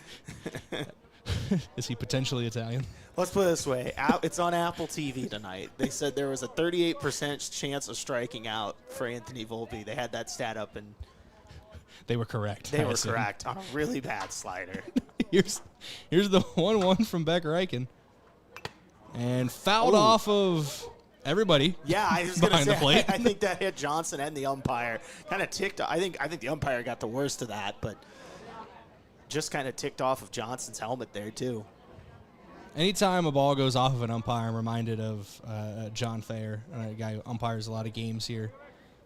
We were talking about the Coyotes earlier, voice of Coyote Athletics over there for them. But there was one game, basically back-to-back pitches. He took one off the chest, kind of where, or maybe off the shoulder where his padding wasn't quite where it needed to be, and then one right off the mask. And it was just, he was getting beat up behind the plate. I feel bad for him that day, but it's a 2-2 count. I wonder if he's in Lincoln right now. Can't rule it out. Can't rule it out. As that one misses the low for a ball. 3-2 count.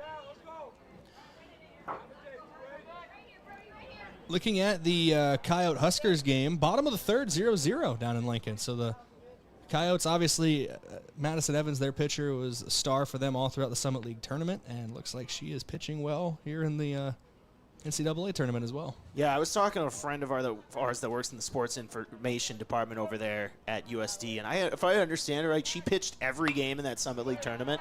I mean, my goodness. And I know softball is different. You see those pitchers throw a lot compared to baseball, where you might see a guy twice a week at most.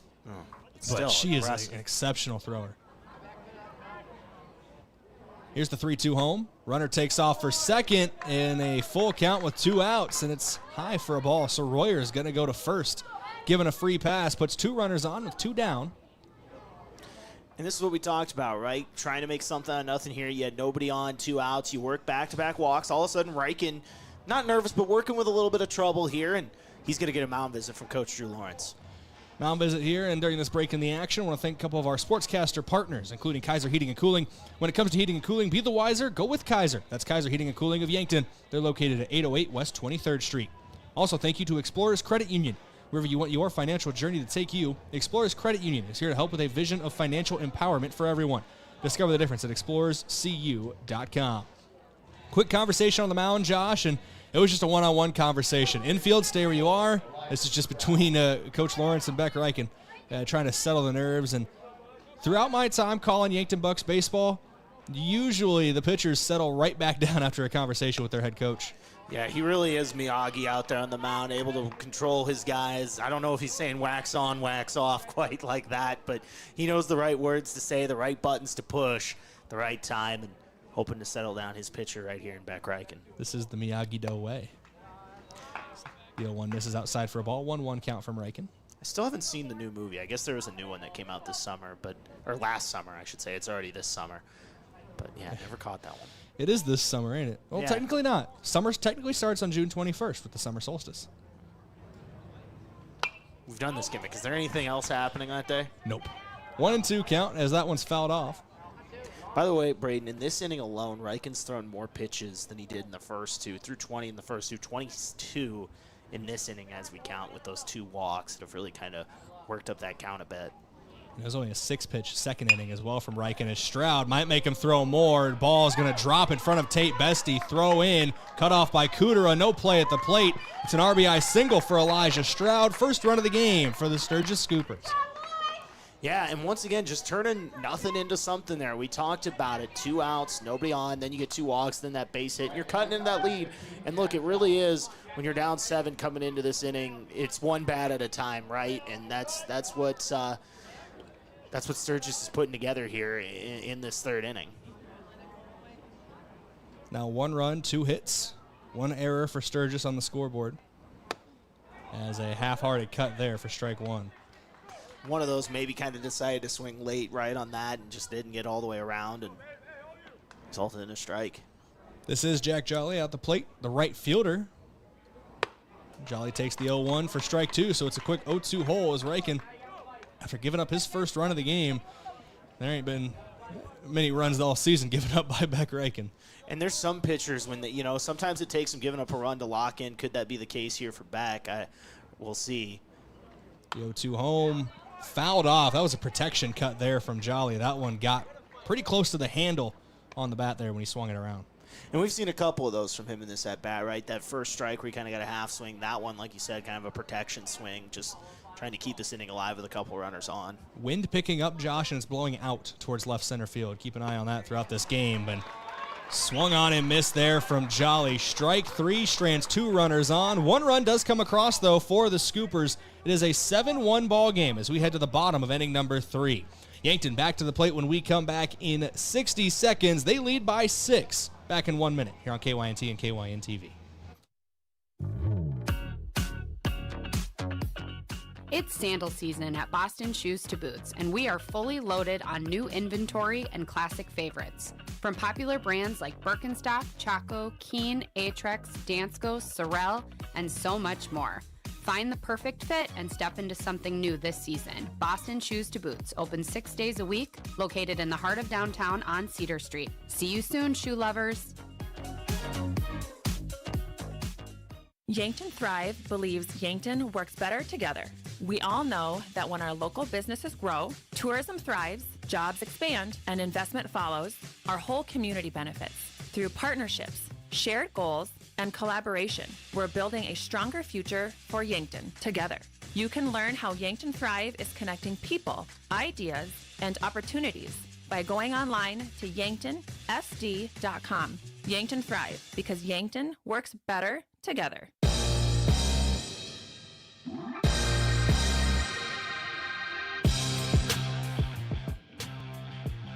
Welcome back here on KYNT and KYN TV. Yankton leads 7-1 as we head to the bottom of the 3rd. It's the opening game of a potential 3-game series between the Bucks and the Scoopers here in the Class A Super Regionals. Winner of this series moves on to the state tournament next week at Augustana University. Traditionally held at the Birdcage in Sioux Falls the last couple years, but moving to Augie this year, Josh.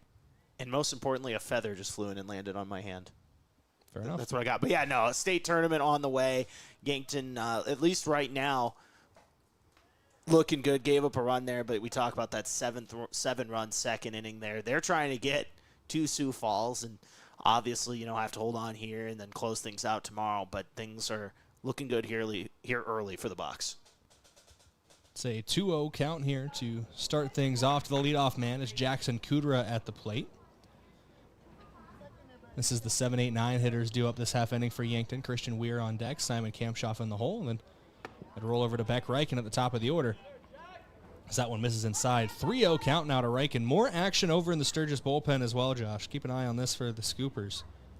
And once again, moving quick, and this might also be a case. Johnson, Brayden's had 11 pitches. They might want to try to save him potentially for tomorrow if they can. It's 15 pitches, correct? 20. 20. Okay, so maybe they might let him get to that 20 pitch limit and then, go to the pen once again trying to save him for tomorrow, needing arms.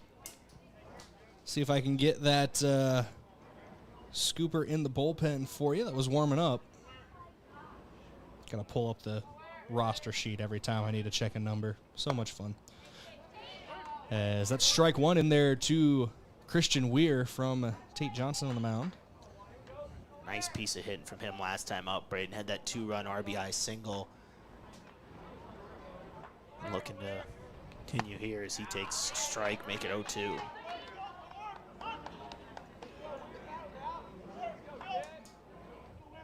We're at the plate, one runner on after a opening walk for Jackson Kudera. Warming up in the bullpen was Logan Royer. I say was because he's now returned to the dugout. And strike 3 looking. 3 pitches, all strikes for the punch out for Johnson, and that's going to bring Simon Kampshoff to the plate. Sorry, kid. Almost did it. Lucas Kampshoff, obviously a great buck and a current Lancer right now. And he's also smashing the ball for the Yankton Lakers right now in the South Central League, Josh, through their first couple games. Guy can just flat out hit. That one misses low for a ball. Gets away from the catcher. Kudera second-guessed himself a little bit going off to second. He's going to stay at first. No need to get too overly aggressive here. You got 6-run cushion in the bottom of the third. You're in control of this game as of right now. No need to make any mistakes on the base paths. The 1-0 in there for strike 1.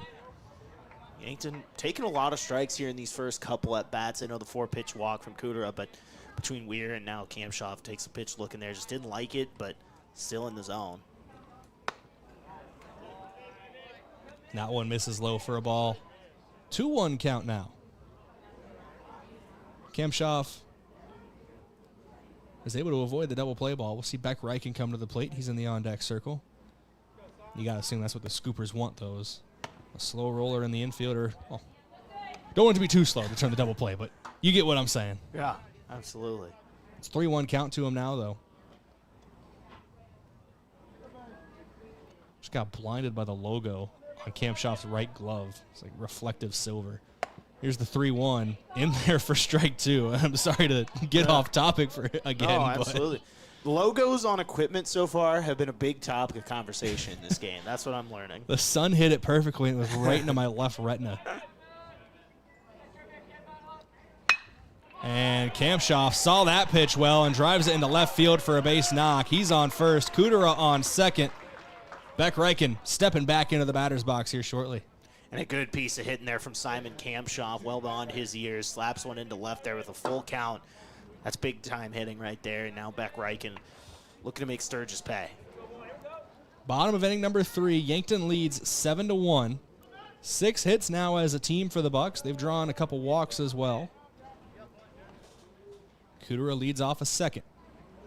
First pitch to Reichen. He has to dance out of danger to avoid getting struck himself. Yeah, just had to avoid that one. There's some where you're like, okay, I could maybe wear that. Not that one. That had some heat on it, was inside. Get out of the way of that one, young man. You don't need to wear everything that comes inside, but the 1-0 misses outside for ball 2. Sometimes you got to protect yourself, Josh. Yes, yeah, you do. You really do, especially, you never know if the ball hits you in the right spot that can, cause injury there, and nobody wants that as Beck's working a really good count here. Takes a strike. First strike of the at-bat from Johnson, make it 2-1.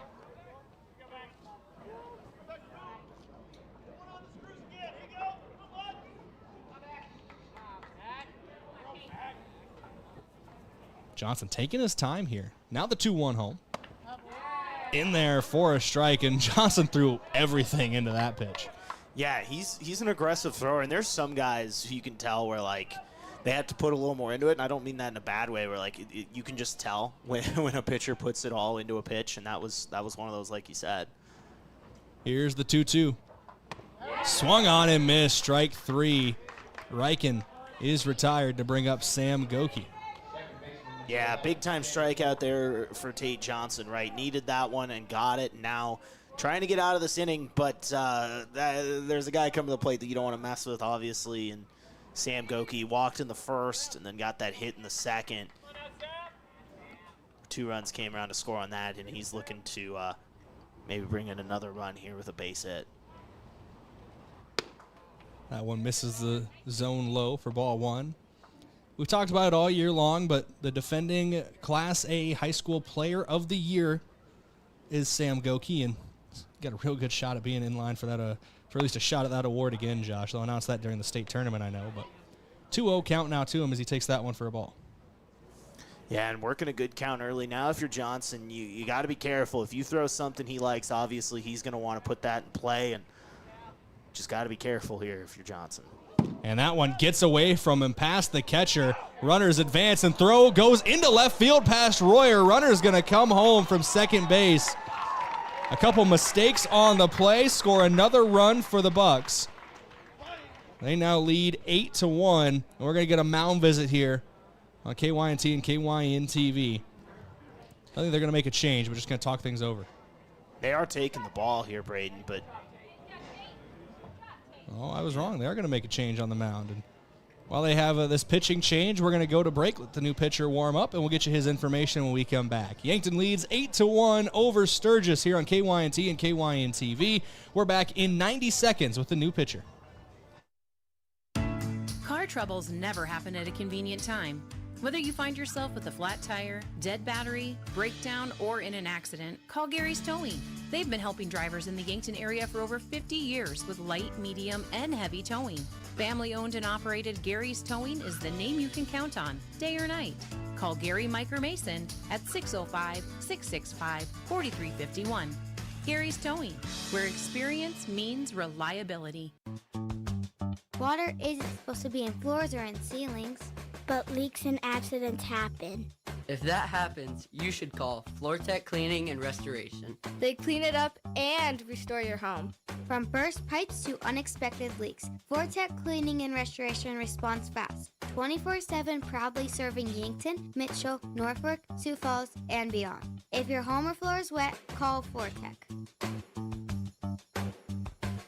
I'm Chris, the plant accountant here with Parker of Yankton. So let's do some math. 40 hours a week, 52 weeks a year, that's 2,080 hours. With our night shift pay differential of $2.35 an hour, that comes out to over $400 extra in your pocket every month. Nearly $5,000 extra dollars a year, just for working the same job on a different shift. Same work, same team, just more in your paycheck. Join us and let the math work in your favor. Learn more at parker.com/careers. Parker, engineering your success.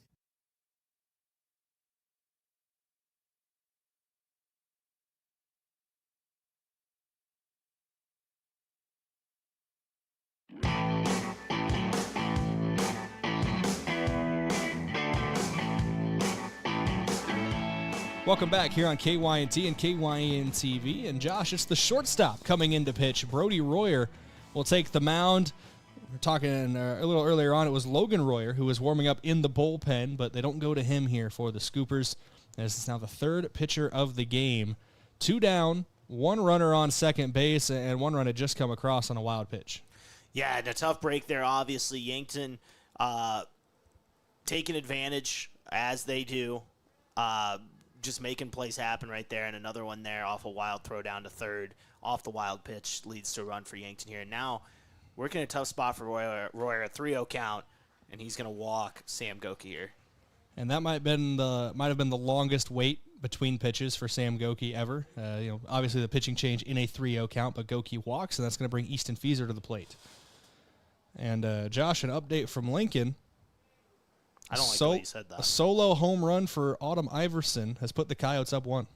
I could tell the way you said that. I could tell by the inflection in your voice, the way you were going with that. This is a win-win for me. Either my favorite college that I've grown up supporting wins, or the college I went to wins. That one misses low and inside for a ball to Fieser. Yeah, and it's another one there. Fieser's so dangerous at the plate. Do you kind of work around him? We'll see.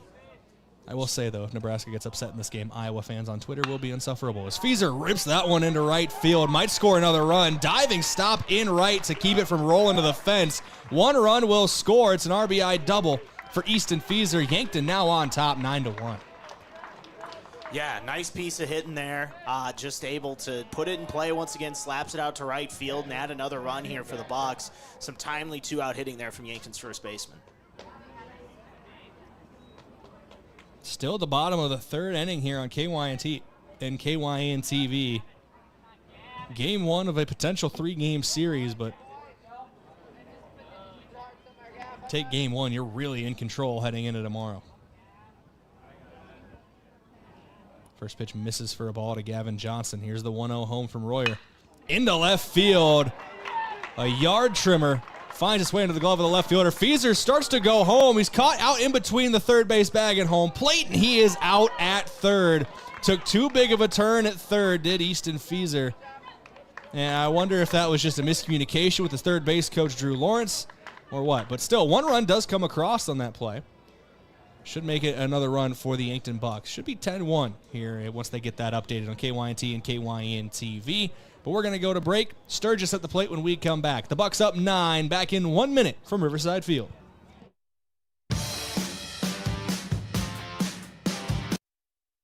Small businesses are the backbone of our community. CoreTrust helps your business thrive with checking, online bill pay, small business loans, credit card processing, local approval and support for government grants and loans, investments to grow your hard-earned assets, and insurance to protect them. All from CoreTrust, the community bank that's right down the street and everywhere you want us to be. Visit CoreTrustBank.com today. Member FDIC. Introducing the all-new Glow Vitality Bar at Glow Aesthetics Med Spa. Quick, effective in-office injections and IV therapies designed to support energy, immunity, recovery, and overall wellness in minutes. From NAD+ and glutathione for cellular support and glow to B-complex boosts, hydration drips, and fast-acting nausea or pain relief. We make feeling better simple and convenient. Need a quick energy reset? Recovering from travel or a long week? It's time to glow. Glow Vitality Bar at Glow Aesthetics Med Spa.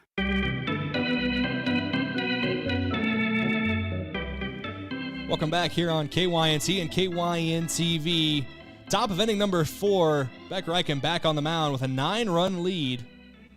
As Yankton's on top 10-1 in the opening game of the Class A Super Regionals. It's the 4-13 matchup. As here's a chopper to the left side of the infield. High bounce. Kampshoff up with it across the diamond. Pulls Feeser off the bag. Safe at first there, so a leadoff base runner for the Scoopers. And that one just took a really high, slow bounce. We've seen that a lot at this field. That can give infielders a lot of trouble, and that's exactly what happened for Kampshoff on that play. Yeah, had to hurry the throw over to first because of how long it took the ball to get to him, and that's baseball. That's the best way I can describe it. As back down on the field, strike 1 there from Beck Reichen. At the plate now for Sturgis is number 21. It's the left fielder, Jace Thurman. And Thurman, once again, all you can do when you're down 9 is take this one batter at a time and try to get something going on offense and keep this game alive. Second strike there makes it 0-2. And it's rivalry weekend in the MLB, Josh, this weekend. There's a lot of great rivalries, but I saw a tweet earlier today that made me laugh. It's like, there's all these rivalries that make sense, like logistically and historically, and then the Red Sox and Braves play this weekend. Yeah, how you have a rival. I understand the game sells itself, but if you're having the Red Sox rivalry, how are they not playing the Yankees? I don't even mean that as a shot like the Mets who the Yankees are playing, but it's one of those, like, if it's rivalry weekend and you don't have the Yankees on TV, what are you doing? Hey, here's a shot into right field. Bloops past Sam Goki at second base. Nice piece of hitting there. Thurman's going to be on first. 2 runners on now for Sturgis, Josh, with nobody out.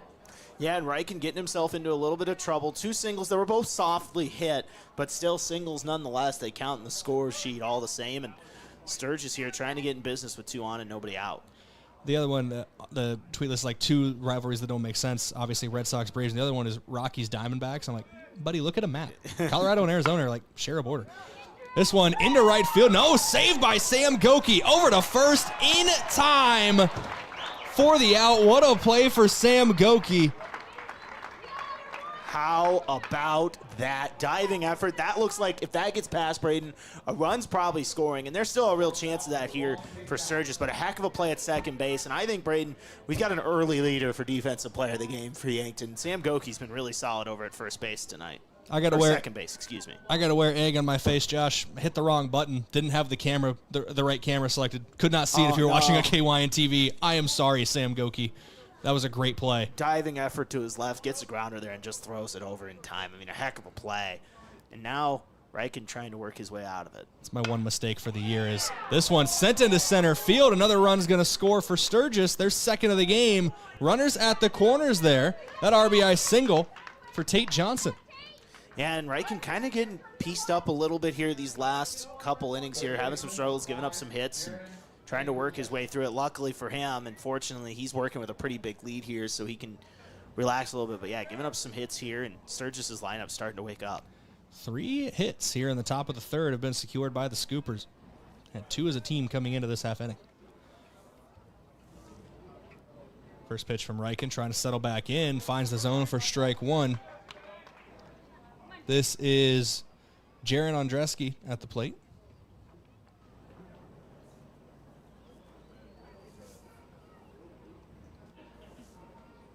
And that one fouled up off the net and out of play. Comes back. It's going to sit right next to the right leg guard of Gavin Johnson before the umpire picks it up there. High off the net, almost cleared it and went out of the stadium. Yeah, that one popped up. But now if you're back here, you're looking for a strikeout or maybe even a grounder where you can turn a quick 2. But this one's going to be an infield hit. And Riken scoop throw to first in time. What a play for Beck Riken. And we are going to watch that one again in your Vision Care Associates replay. Got off the mound in a hurry for Beck Riken, tracked that ball down on the high bounce, and found a way to get to Gavin Johnson in time for the tag at home. Runners on first and second. It's a 1-2 fielder's choice in the scorebook. Nice play there. Quick reaction from Beck, and didn't have to run on that one, I understand, trying to take the chance here down 10-2. But a nice play from Riken to Johnson. And he comes back to the next batter with a first pitch strike. Yeah, and has a chance to get out of this with minimal damage. Started the inning with 2 outs, or with no outs and 2 on, and just trying to battle back here. Swung through that one and missed for strike 2. This is top of the order. Bridger Massabatten at the plate. And you know, Beck's got great instincts out in the field and great reaction time. They put him at shortstop when he's not towing the rubber, Josh. So, and a good glove out there, as we know, so definitely dependable out there. Here's the 0-2. High for a ball, 1-2 count from Riken. Brody Royer in the on-deck circle, hitting for himself now as he has gone to the pitcher's mound. Elijah Stroud is in the hole. 2 down in the inning, no guarantee it gets to either of them as Riken trying to work out of this inning with only 2 runs coming across. As time was called right before Riken threw home there. Yeah, really late timeout in that process. I don't think Beck even saw it. Waiting for the 1-2 home. A high chopper left side of the infield. Kampshoff up with it. Puts the tag on the runner coming by him. Heads up play there for Simon Kampshoff. Why throw it across the diamond when you can tag the guy next to you? 3 outs, but 2 runs do come across. Couple runners get left on base. 10-2 your score. Yankton leads by 8 as we go to the bottom of inning number 4 here on KYNT and KYN TV. Only 1 run comes across this half inning. Excuse me. The center field scoreboard has it where both runs came across in the 3rd inning, so my apologies there. But head to the bottom of the 4th. Yankton up 8 back in 60 seconds. This is Bucks Baseball on KYNT. There's a moment in every real estate deal that matters more than the contract. It usually happens at a kitchen table. Maybe it's a young couple realizing they can actually afford their first home. Maybe it's a family deciding it is time to build something new. At the Move Group, that's the moment we work for.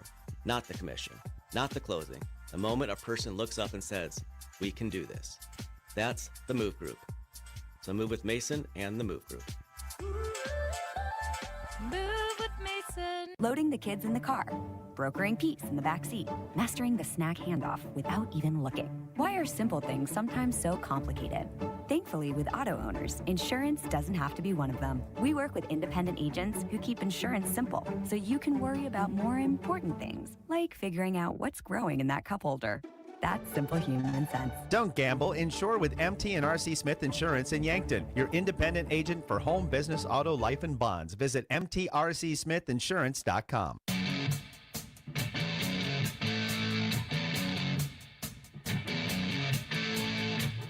Welcome back here on KYNT and KYN TV. Tate Bestie will lead off the bottom of inning number 4. He's got a 10-2 lead. See what he can do here. Magic number right now for Yankton is 2. If they score 2 in the bottom half of this inning, they'd go up 10 and be 3 outs away from taking game number 1 of this Class A Super Regional. First pitch in there for a strike past Bestie. And Bestie's having a good day. Had that nice hit. They got things started in that 7-run 2nd inning as he takes a ball. I think the center field scoreboard might be having an issue here at Riverside. Still says the 3rd inning out there. Yeah, they also say 2 runs there in the in the third. Sturgis does have 2, but they scored 1 in the third, 1 in the fourth. So, not that that really matters to anybody watching at home or listening at home. You can't see the scoreboard here anyways. That one's in for a strike on Bestie. But just like to hope everything's going okay technology-wise. It certainly helps us. It helps us. It puts a little doubt into our minds when we're reading that scoreboard and we see it's something different maybe than what we have. 2-2 pitch swung on and missed from Bestie. 1 up, 1 down to start this half inning for Brody Royer on the rubber. And that's going to bring Carter Boomsma to the plate. And Boomsma, you know, we saw him lay down a bunt in that first inning that led to a hit. And got an RBI on that as well. And he'll take strike 1 there. As Royer is able to hit his spot. Obviously, with Royer coming in from shortstop to pitch, Tate Johnson took his spot at shortstop, so those guys just had a straight swap. Boomsma goes to lay down a bunt, can't get to it, 0-2 count. Yeah, and why not give that a shot, right, Brayden? We just talked about how good he is on the base pass and had a successful bunt single earlier in this game and tried to lay another one down there, just wasn't able to get a piece of it. Here's the 0-2 home. Swung on and missed. Back-to-back punch-outs for Royer here. Yeah, and Royer coming in and taking care of business there on that strike 3 call and trying to make quick work of the box here. The would be the first scoreless inning Yankton's had since the first.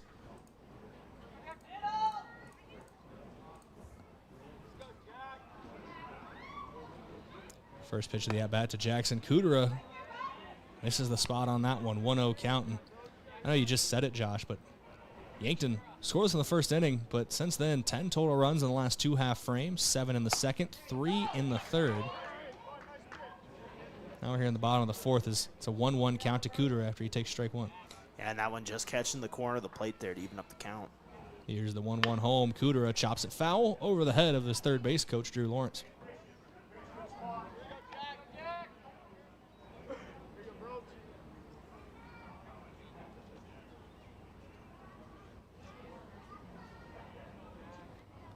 Royer taking his time here. Now the 1-2 home. And Kudera sends it out into left field. Good piece of hitting, and it will drop. 1 hops off the fence. That landed on the warning track. Great pop there from Jackson Kudera. A loud double for the first base runner this half inning. Comes with 2 outs, but that's going to bring Christian Weir to the plate. Why not some late inning dramatics from the Bucks? Like you said, a nice piece of hitting. Found that gap there in left center. And when it gets into those left and right centers parts of the outfield here at Riverside Field, it can go for a while. You saw that right there as Kudera was able to turn that into 2 bags.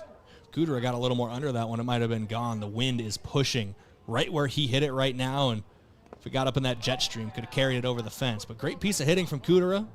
A 2-bagger. And it's a 1-0 count to Christian Weir. Jetstream, one of my favorite heroes from one of my favorite superhero movies. You know which one I'm talking about? Sky High, man. Oh, yeah. The commander in Jetstream. My favorite character in that is Ron Wilson, bus driver.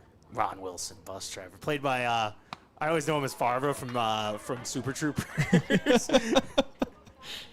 I personally was a big fan of the villain. I had a big crush on, I can't remember her name, the actress who played the main villain in that movie when I was a kid. Haven't we all? Here's the 1-1. And that one does not find the zone. It's a 2-1 count now. Also remember Bowling for Soup made a really bad punk rock cover of Melt With You, or I Melt With You in that movie too. Do not recommend that. Everything else about that movie, check it out. Here's the 2-1. Misses low and away for a ball. 3-1 count now, and because Google is free, Josh. Is it Mary Elizabeth Winstead? It is Mary Elizabeth Winstead. Yeah. And her character, Gwen Grayson, also known by her villain alias Royal Pain. Here's the 3-1. Christian Weir, a high chopper. Johnson up with it at short, over to first. Not going to get there in time, and it gets away from the first baseman. Coming home is Jackson Kudera. Yankton now leads 11-2. Yeah, that's got to feel like a royal pain for the Scoopers on that one. Just a mistake in the field leading to another run for the Bucks. And if you make a mistake, Yankton will make you pay right there. Kudera is able to turn around after the wild throw and get home to add another run. Now, Yankton, if they score once more in this half inning, they'd be 3 outs away.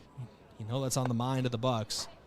But right now, just maintaining their advantage through the last couple innings is the primary goal. It's an 0-1 count now to Simon Kampshoff after he takes strike one. And once again, Brayden, the bottom half of this lineup, 4 RBIs here today. They're looking to add to that as Kampshoff takes a strike. Nice bounce back here from Royer after a mistake made in the field behind him. Doesn't let it phase him too much, gets a couple strikes, and puts Kampshoff behind the 8 ball in the batter's box. And here's another shot to the shortstop. Johnson off of his glove. They're going to take the turn at third and head home. Yankton now leads 12-2, and that's huge for Christian Weir in the box as he crosses home plate. Now Yankton is 3 outs away from taking this ball game. And just a couple mistakes here from Sturgis, right? You talk about the booted throw over to first and that one over there at short. Obviously, they made the change with Royer coming into pitch, and a couple tough breaks there at short here this inning. 12 runs on 8 hits and officially 4 errors against Sturgis. Diving back in time safe at first is Simon Kampshoff. It was a hard hit ball from Kampshoff. Forced the mistake at short as that pitch misses for a ball. And now back once again trying to help himself out here, give it a little bit of cushion. I assume with nobody warming up, you're going to see him take the 5th. Might as well save an arm if you can. Sturgis has been able to get to back the last couple innings. 1 run in each of the last 2 frames. And the top end of that lineup coming up too. I believe, and maybe towards the 3-4 spot, if my memory serves correctly, I think. That last pitch did miss inside to Riken. It's a 2-1 count to him now.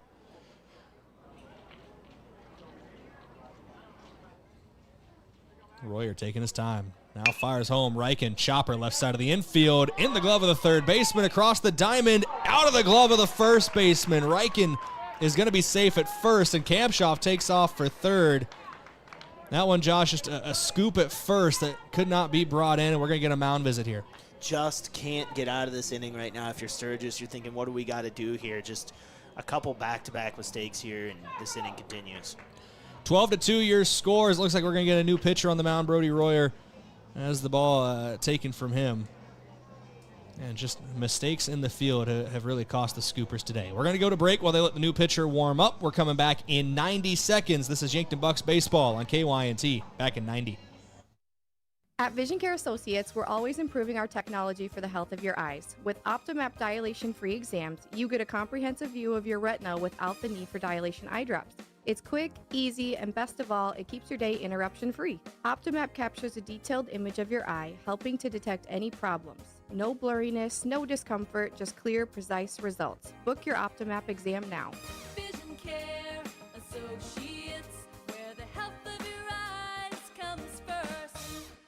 Spring is here and the games are just getting started. From baseball season in full swing to NHL and even golf, At the Bar has it all on. Add in local matchups and more, and there's always a game worth watching. With TVs everywhere and a welcoming hometown feel, it's the perfect place to kick back and enjoy the game. So bring your friends, settle in, and be part of the crowd, where every cheer feels a little louder and every moment a little better together.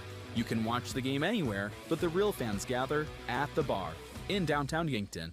Text scams continue to rise, and victims who have lost money to these scams continues to increase. Consumers cannot rely on a text message to be truthful. If you receive a message regarding a fine for missing jury duty or utilities being shut off for non-payment, toll road fines, or you've won a sweepstakes, these are scams designed with an urgency and the need to send money now. Do not respond to these texts, and you should contact Consumer Protection at 800-300-1986. That's 800-300-1986 for the South Dakota Office of Attorney General's Consumer Protection Division.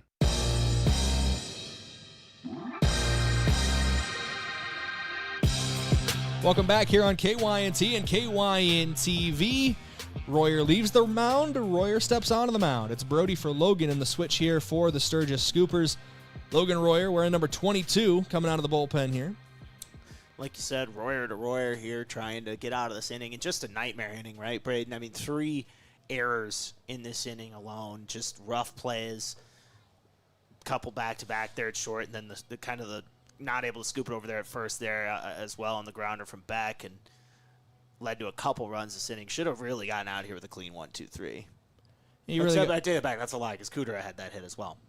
You really got a feel for Royer in that one. Just mistakes in the field behind him, pitched super well. But no, stat lines, stats and numbers in baseball, they're unforgiving, Josh. Yeah, it's one of those, once again, 4 errors as a team here for Sturgis today. And now, like we were talking about, sometimes you think you can't catch a break, and then you look over, and some of those times you see Sam Goki at the plate coming up next, and that's a tough spot to be in. It's like how can a day go from bad to worse? This is the part of the lineup that does that for pitchers. It's Sam Goki and Easton Fieser. There are 2 down in the inning, so if Royer's able to retire Goki here, he'd really save himself a lot of pressure coming up against potentially Fieser. And now Goki, you can almost look at this as an insurance run, as Yankton just 3 outs away from closing this one, being up 10. They can add another run here, trying to add some insurance to that lead.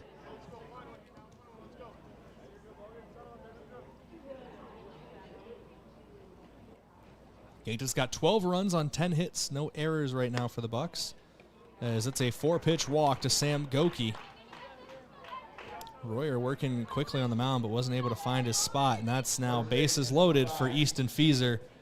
And this is high pressure, high leverage, I know is a fun topic in baseball. Well, it still might be low leverage, but I know opposite end, but yeah. high leverage for the catcher or batter. 3rd time's the charm.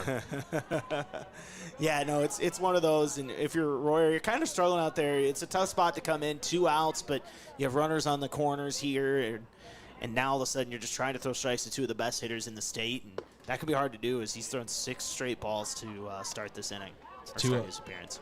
2-0 count now to Easton Fieser, like you said, Josh. And Fieser's a patient guy at the plate.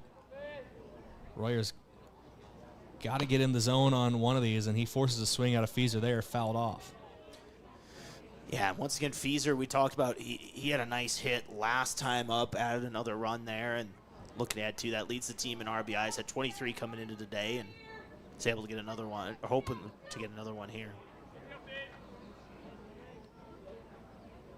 2-1 outside for a ball. 3-1 count now. Nowhere to put Easton Fieser, and this has to be just a not a fun scenario for a pitcher on the mound where you have to throw to Easton Fieser. Yeah, absolutely. Nowhere to put him. You got no choice but to throw a strike here. 3-1. Found the zone.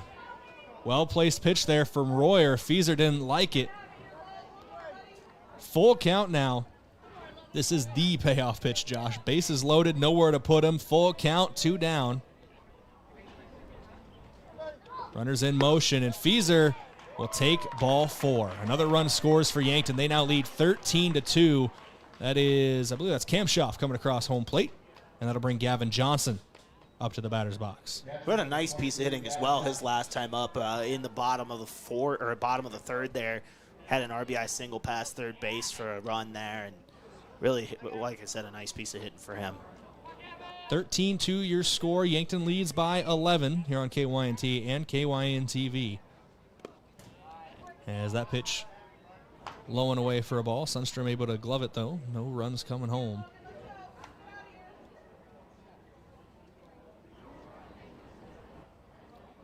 And despite what the scoreline says, Josh, I think there's a lot of things like you can still build towards tomorrow with the Scoopers, as swung through a miss there for a strike. 5 hits in the first 4 innings off of one of the best pitchers in the state. Obviously, you've been able to get the bats working against Beck Reichen. It really does just come down to you got to cut down to those errors in the field. 4 errors, and it feels like a run has scored one way, shape, or form off of all of them. Yeah, and then just some things that Yankton did so well that didn't help either. Some timely bunts that were laid down well, some good base running. But yeah, like you said, this inning in particular, 3 runs have really come across because of errors. And that's something, obviously, Sturgis knows they're going to have to clean up if they want to extend their season going into tomorrow. But, just some rough mistakes have really kind of led to a crooked number on the scoreboard. So 3-1 count here from Royer to Gavin Johnson. Got nowhere to put him. And that one misses low and away for ball 4. Johnson will take first base. Runner's going to come home in the form of Beck Reichen. And Sam Goki took the turn at third, Josh, because that ball got away from the catcher. But runners just move station to station here for the Bucks. They now lead 14-2. Yeah, and once again, Yankton just building up runs here, able to draw a couple walks with the bases loaded and just add to that lead once again and trying to make sure they can get to tomorrow a little bit quicker. It'll be an early morning tomorrow Yes, for it us here will. at KYNT and KYNTV. 9:15 a.m. pregame. As here's a ground ball left side of the infield. Johnson up with it, a short, in and out of the glove. No play at first. Another run scores for Yankton. And Josh, unfortunately, another error for Sturgis. Yeah, another one this inning. Is that 4 this inning alone, I think? Just leading to runs once again here for Yankton. Of course, they'll take them when they can, but another tough one right there.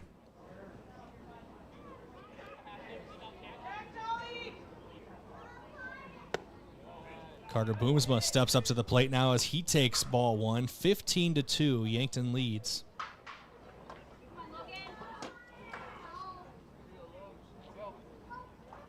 For you Coyote fans out there, latest update from Lincoln. South Dakota still leads 1-0. Solo home run, the difference right now in the top of the 5th.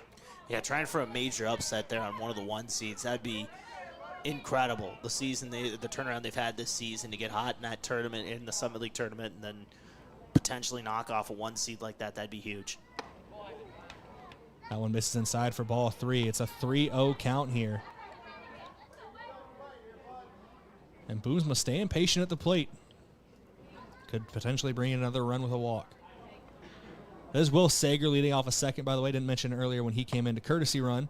As Boomsma takes strike 1, almost tossed the bat, but he'll keep it in his hands.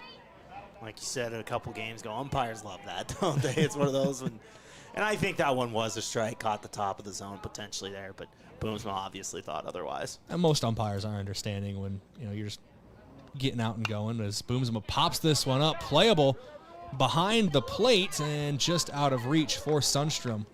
As he kind of hit the retaining wall here at Riverside Field. It is padded, but did knock his knee off of it. Couldn't have felt good. I know he's got guards on his legs and there's padding on the wall, but still. And just got a slow start on that one behind the plate there and wasn't able to catch up to it. Still, though, Royer trying to get out of this inning. 1 strike away from doing so with bases loaded. Full count, payoff pitch. Royer fires home. Ball 4 for Carter Boomsma. That's going to bring Easton Feeser across home plate. Bases still loaded here for Jackson Kudera as Yankton now leads 16-2. Yeah, once again, just adding to that lead. 6 runs here this inning. I mean, Brayden, you look at it, 16 runs in the last 3 innings of work. This offense has just come alive today, and obviously I know some errors have helped with that as well, but overall, just a good day all around at the plate here for the Bucks. 16 runs on 10 hits, no errors for Yankton. It's a 1-0 count here to Kudera.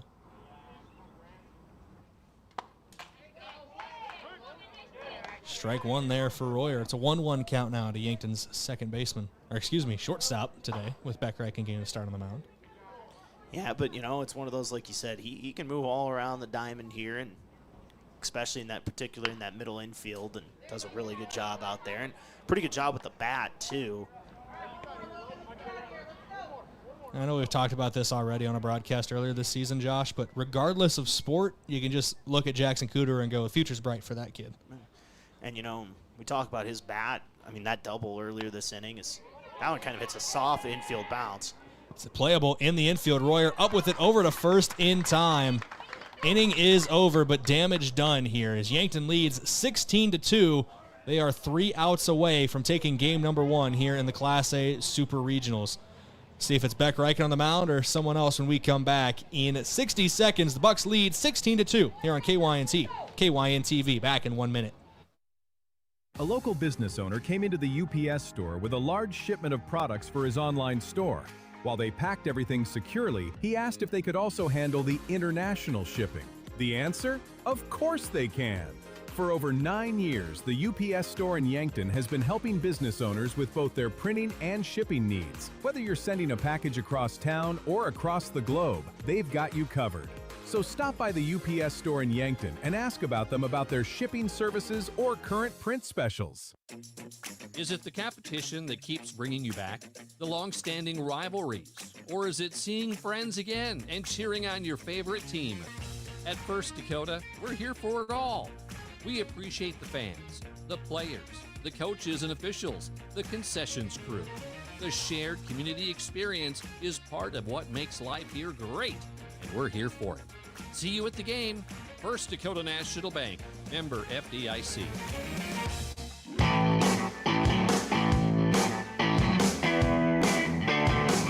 Welcome back here on KYNT and KYN-TV. The Yankton Bucks 3 outs away from taking the opening game of the Class A Super Regionals.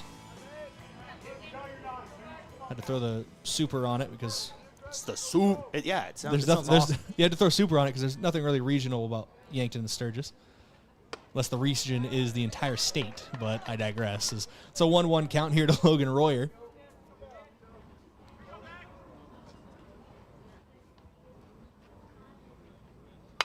And that one popped up over our heads here in the press box and out of play. Today's broadcast brought to you in part by Graham Tire. If you notice issues with your vehicle, don't hesitate to call the service experts at Graham Tire because they do more than sell tires. They're your auto service and tire store next door. That one misses the zone. Ball 2. 2-2 count now to Royer. Also, thank you to Sherco, a proud supporter of Yankton Sports. We need to be sure. Make it Sherco. And back here, Brayden, just 3 outs away from making an early night for the Bucks. Obviously, we have an early morning. Oh, nice sliding play over at first, by the way. Easton Feeser, my goodness. That's going to be the first out of the 5th inning, and we're going to watch that play again here, Vision Care Associates replay. Just a sliding grab over at first for Easton Feeser. It would have come up with it cleanly down that first base line, and it feels like the name of the game for Sturgis today. That was a pretty good piece of the ball. You know, sometimes, I'd say 60% of the time, 70% of the time, that gets by a guy at first base. But the 30% is Easton Feeser, right? Yeah, exactly. What's the old saying? With the earth and the other percent's covered by, I can't remember. Cubs used it in 2016 with Dexter Fowler. After this pitch, I'll hit you with it. There's a name. Actually, timeout here, but yeah, it was 2/3 of the world is covered by water. The other third is covered by Dexter Fowler. I love the 2016 Cubs. Forgot he was on the 2016 Cubs. So inspirational. Here's the 1-0. In there for a strike from Reichen. Trying to go the complete game here for Reichen. Sturgis needs to score 5 in this half inning to keep the game going on to the 6th. As that one misses inside for a ball, 2-1.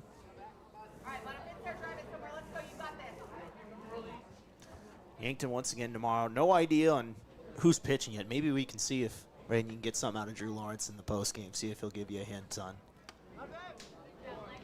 2-1 misses high and tight for a 3-1 count. And I know we've talked about it. My best guess would be we see Sam Goki game 1 tomorrow morning. But when you have an embarrassment of riches in the pitching rotation like Yankton does, you could see Chase Cooley, Boston Frick, Ryan Turner, or anybody get the start tomorrow morning. As that one finds the zone for Reichen, make it a full count. Yeah, and that's one of the, once again, that's the most important part when you're trying to make a playoff run like Yankton is. It's the pitching, right? And, when you can go to any one of those guys and it not be some crazy idea, it's just a sign of a really good team that has a chance to make a run. As a walk issued for Beck Reichen, so a runner on with 1 down here in the top of the 5th. Yankton leads by 14, excuse me. It's 16-2. Numbers are fantastic for me right now, Josh. Say a little all over the place, but we got there. You landed the plane. There was a little bit of turbulence, but we got there. The landing gear is a little crooked, and we got a little bit of wing damage, but we landed her. Don't you worry. It's an 0-1 count here as that one was fouled off. Hit pretty low on the bat on that one.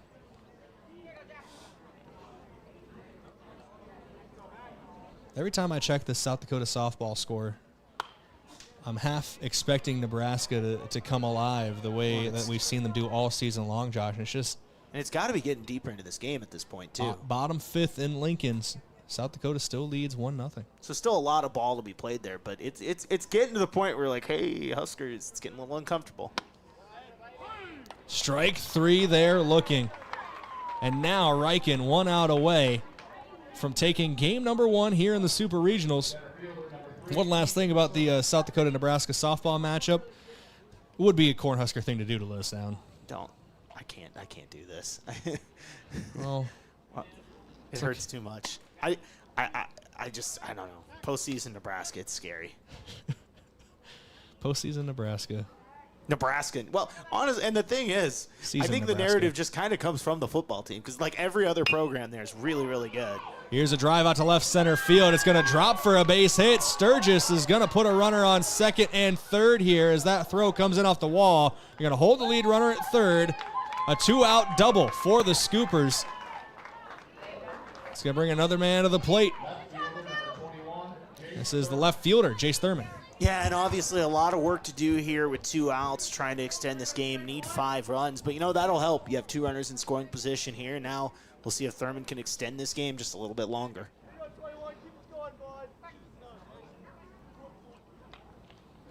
First pitch to Thurman. Chopper left side of the infield. Kampshoff up with it. This could do it, and it will.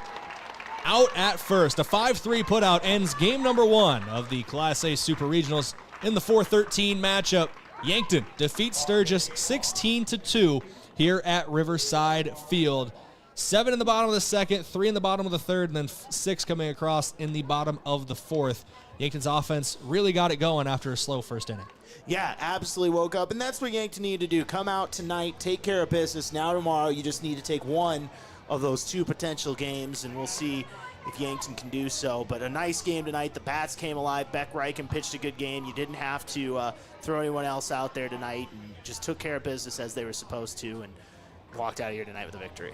Before we go to break to give you your post-game report, I do want to give another update for college softball, Josh. The top-seeded, one of the top seeds in Georgia, currently trailing to the College of Charleston. So none of the top seeds in softball are having good days today.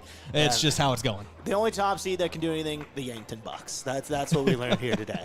It's a great game for Yankton. They win 16-2. We're going to go to break. When we come back in 3 minutes, we'll hopefully hear from the head coach of the Yankton Bucks, Drew Lawrence, here on KYNT and KYN-TV. Back in 3 minutes from Riverside Field. When pain or injury slows you down, waiting isn't an option. That's why Yankton Medical Clinic Orthopedic Walk-In Care is available Monday through Friday, 8 to 5, right here in Yankton. No appointment is needed. Just walk in and you will be seen. It's faster access to the expert care that you deserve from doctors who live and invest in this community. We're not just your doctors, we're your neighbors. I'm Dr. Brent Adams, orthopedic surgeon with the Yankton Medical Clinic. I'm proud to call Yankton home. We're your orthopedic team and we're here for you. Upgrading your home? That's a big moment. A happy, feel-good, we're getting a home office moment. When it's time to renovate or relocate for your growing family, our local FNBO mortgage lenders provide the personalized experience and expert guidance to make the home financing process go smoothly. We handle the details so you can focus on making the house your home. Your mortgage moment will be memorable, and FNBO is here to get you there. Visit our nearest branch or go to fnbo.com. Equal housing lender. Are you on track to retire? I'm Adam Boelter, a certified financial planner with Vantage Financial, born and raised in Yankton, South Dakota. My team and I pride ourselves on building trust through clear, honest advice tailored to your unique goals. From retirement planning to smart tax strategies, we'll create a personalized plan to help you feel confident and secure about your financial future. Visit vfplanning.com or search Adam Boelter, Vantage Financial, to schedule a 15-minute call today. Vantage Financial Partners is a registered investment advisor. SEC registration does not constitute an endorsement of Vantage by the SEC, nor does it indicate that Vantage has attained a particular level of skill or ability. If you want a job where your work matters, you belong at Avera. Here, we've invested in our workforce because every Avera team member drives our health ministry forward, making a difference in lives and communities every day. We offer competitive pay, great health insurance, and even career opportunities. We're putting people first, including you. Search for local job openings and apply at avera.org/careers. In nearly every family's lineage, there's a tie to agriculture. It's a legacy reflected in how we raise our kids, help our neighbors, and respect what we have. Farmers Union Insurance was built on that legacy. And while our roots are in agriculture, our protection has grown to include home, auto, business, health, and life. Protect your legacy. Farmers Union Insurance.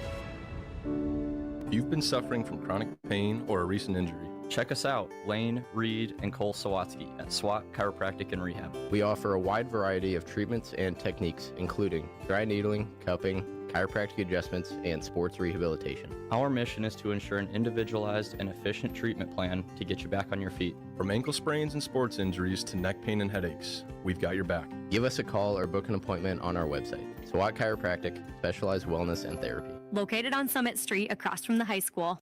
Switching is easy. We do it all the time. We switch on the lights. We switch TV channels. Some of us switch partners while square dancing. Well, that's a stretch. But what's not a stretch is how you can switch and save with State Farm. In fact, State Farm agent Rhonda Westland, right here in Yankton, can switch you over so you can start saving today. Rhonda and her team are ready to welcome you to the State Farm neighborhood. With Rhonda Westland, it's easy to switch and save. Just give her a call. When you want the real deal, like a good neighbor, State Farm is there. It's easy to fall into the weekend warrior routine. A long hike, a hard gym session, a pickup game, or a full day of yard work can feel productive until your body reminds you it hasn't been building up to that load. This is Dr. Mackenzie Erlinson with First Chiropractic Centers. Injuries often happen when the demand suddenly outpaces what your joints and muscles are prepared for. Want to stay active without the setbacks? Visit First Chiropractic Centers today with offices in Yankton, Hardington, Tyndall, and Wagner, inspiring and empowering others to healthier living.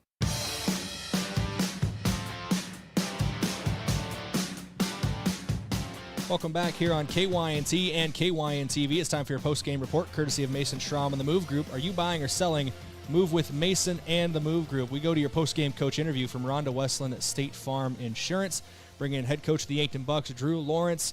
Game 1 win here in the Class A Super Regionals. Coach, you're now 1 win away from a state tournament appearance.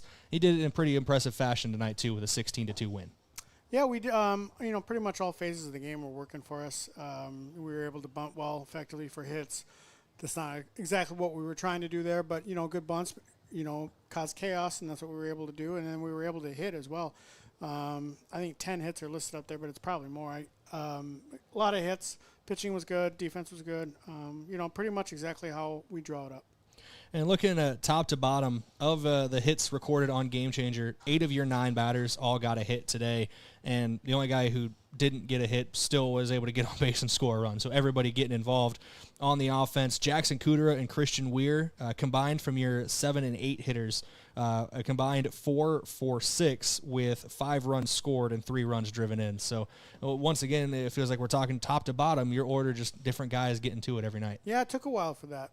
We went through the first 3 weeks of the year where, thank goodness we had Samuel and we had Fieser, because overall we were struggling. After about the third week, then people started to hit. But it's like you said, it doesn't really matter the batting order. All these guys can swing it, and they've proved it. It makes us really successful when 1 through 9 can hit, and all of them can. So it's a really good aspect for the coaching staff to be able to have that many guys that can hit. It makes it a little difficult to know when we're going to bunt and stuff like that, because we got so many guys that can swing it. But like I said, good problem to have.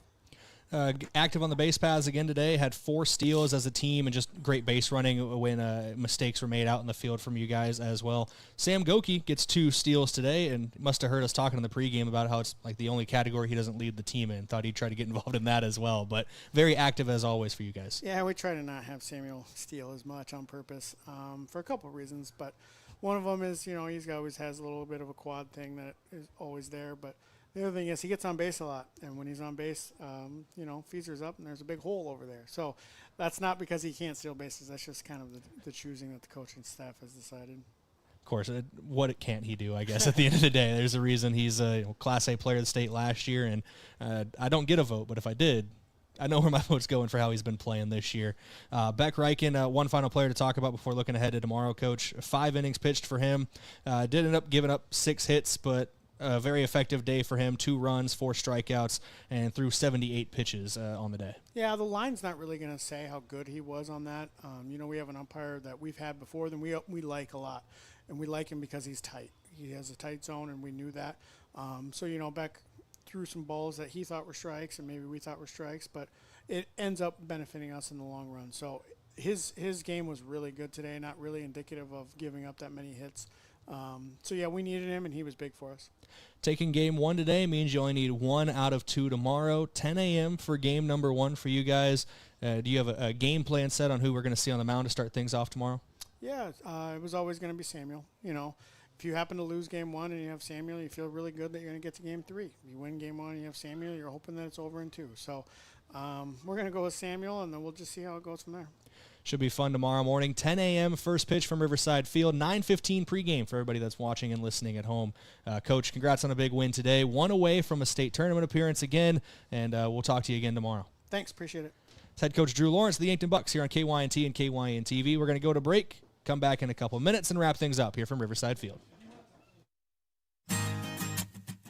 When it comes to Medicare, you deserve local, personal help, not a call center. I'm Jen Great with Missouri River Associates, right here in your community. I'll sit down with you, answer your questions, and help you find the coverage that fits your life. Call 665-6885 to schedule your free consultation. Missouri River Associates, your hometown Medicare resource. There's a moment in every real estate deal that matters more than the contract. It usually happens at a kitchen table. Maybe it's a young couple realizing they can actually afford their first home. Maybe it's a family deciding it is time to build something new. At the Move Group, that's the moment we work for. Not the commission, not the closing. The moment a person looks up and says, "We can do this." That's the Move Group. People before transactions. Visit themovegroup.com. Loading the kids in the car, brokering peace in the back seat, mastering the snack handoff without even looking. Why are simple things sometimes so complicated? Thankfully, with auto owners, insurance doesn't have to be one of them. We work with independent agents who keep insurance simple, so you can worry about more important things, like figuring out what's growing in that cup holder. That's simple human sense. Don't gamble. Insure with MT and RC Smith Insurance in Yankton, your independent agent for home, business, auto, life, and bonds. Visit mtrcsmithinsurance.com. Does anyone in your family have macular degeneration? At Vision Care Associates, we are dedicated to delivering the highest standard of eye care, utilizing the latest medical advancements to protect and improve your vision. That's why we offer ZX Pro, a new technology that measures the risk for macular degeneration. ZX Pro is a test used to assess macular health before signs of macular degeneration even begin. Be proactive and schedule an appointment. Vision Care Associates, where the health of your eyes comes first. From sprains to fractures, getting the right care quickly makes all the difference. That's why we offer Yankton Medical Clinic Orthopedic Walk-In Care, weekdays from 8 to 5. Walk in and be seen, no appointment needed. It's expert care, faster access, and a team that's part of your community. Because here, you're more than a patient, you're our neighbor. I'm Dr. Benjamin Lancaster, orthopedic surgeon with Yankton Medical Clinic. I'm proud to call Yankton home. We're your orthopedic team, and we're here for you.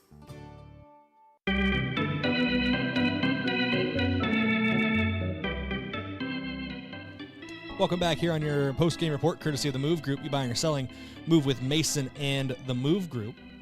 Let's run through your post-game report now, starting with your stat recap from Mayor Signs. They offer all types of signage. You can find them on 4th and Broadway in Yankton. They got lit, non-lit, digital, much more, all with Mayor Signs. Looking through the batting order, we're just going to go top to bottom for the Yankton Bucks. Beck Reichen batting leadoff. Goes 0 for 4 with a strikeout, but does score a run, reached on, I believe, an error in the field. Sam Goki goes 1 for 1 with 3 runs scored, 2 runs driven in, and 3 walks drawn. Easton Fieser goes 1 for 2 with 2 runs, 2 RBIs, 2 walks. Gavin Johnson goes 1 for 3. Does not get credited with a run. That goes to Will Sager, who is running in his place. 2 runs driven in and 1 walk for Gavin Johnson. 1 for 4 for Tate Bestie with a run scored and an RBI. 1 for 3 for Carter Boomsma with 2 RBIs, a run scored, and a walk. Also a stolen base for Boomsma. Should mention as well, Sam Goki's got 2 steals to lead the team today. Jackson Kudera goes 2 for 3, 3 runs scored, a walk, and a steal. Christian Weir goes 2 for 3, scores 2 runs, drives in 3 more.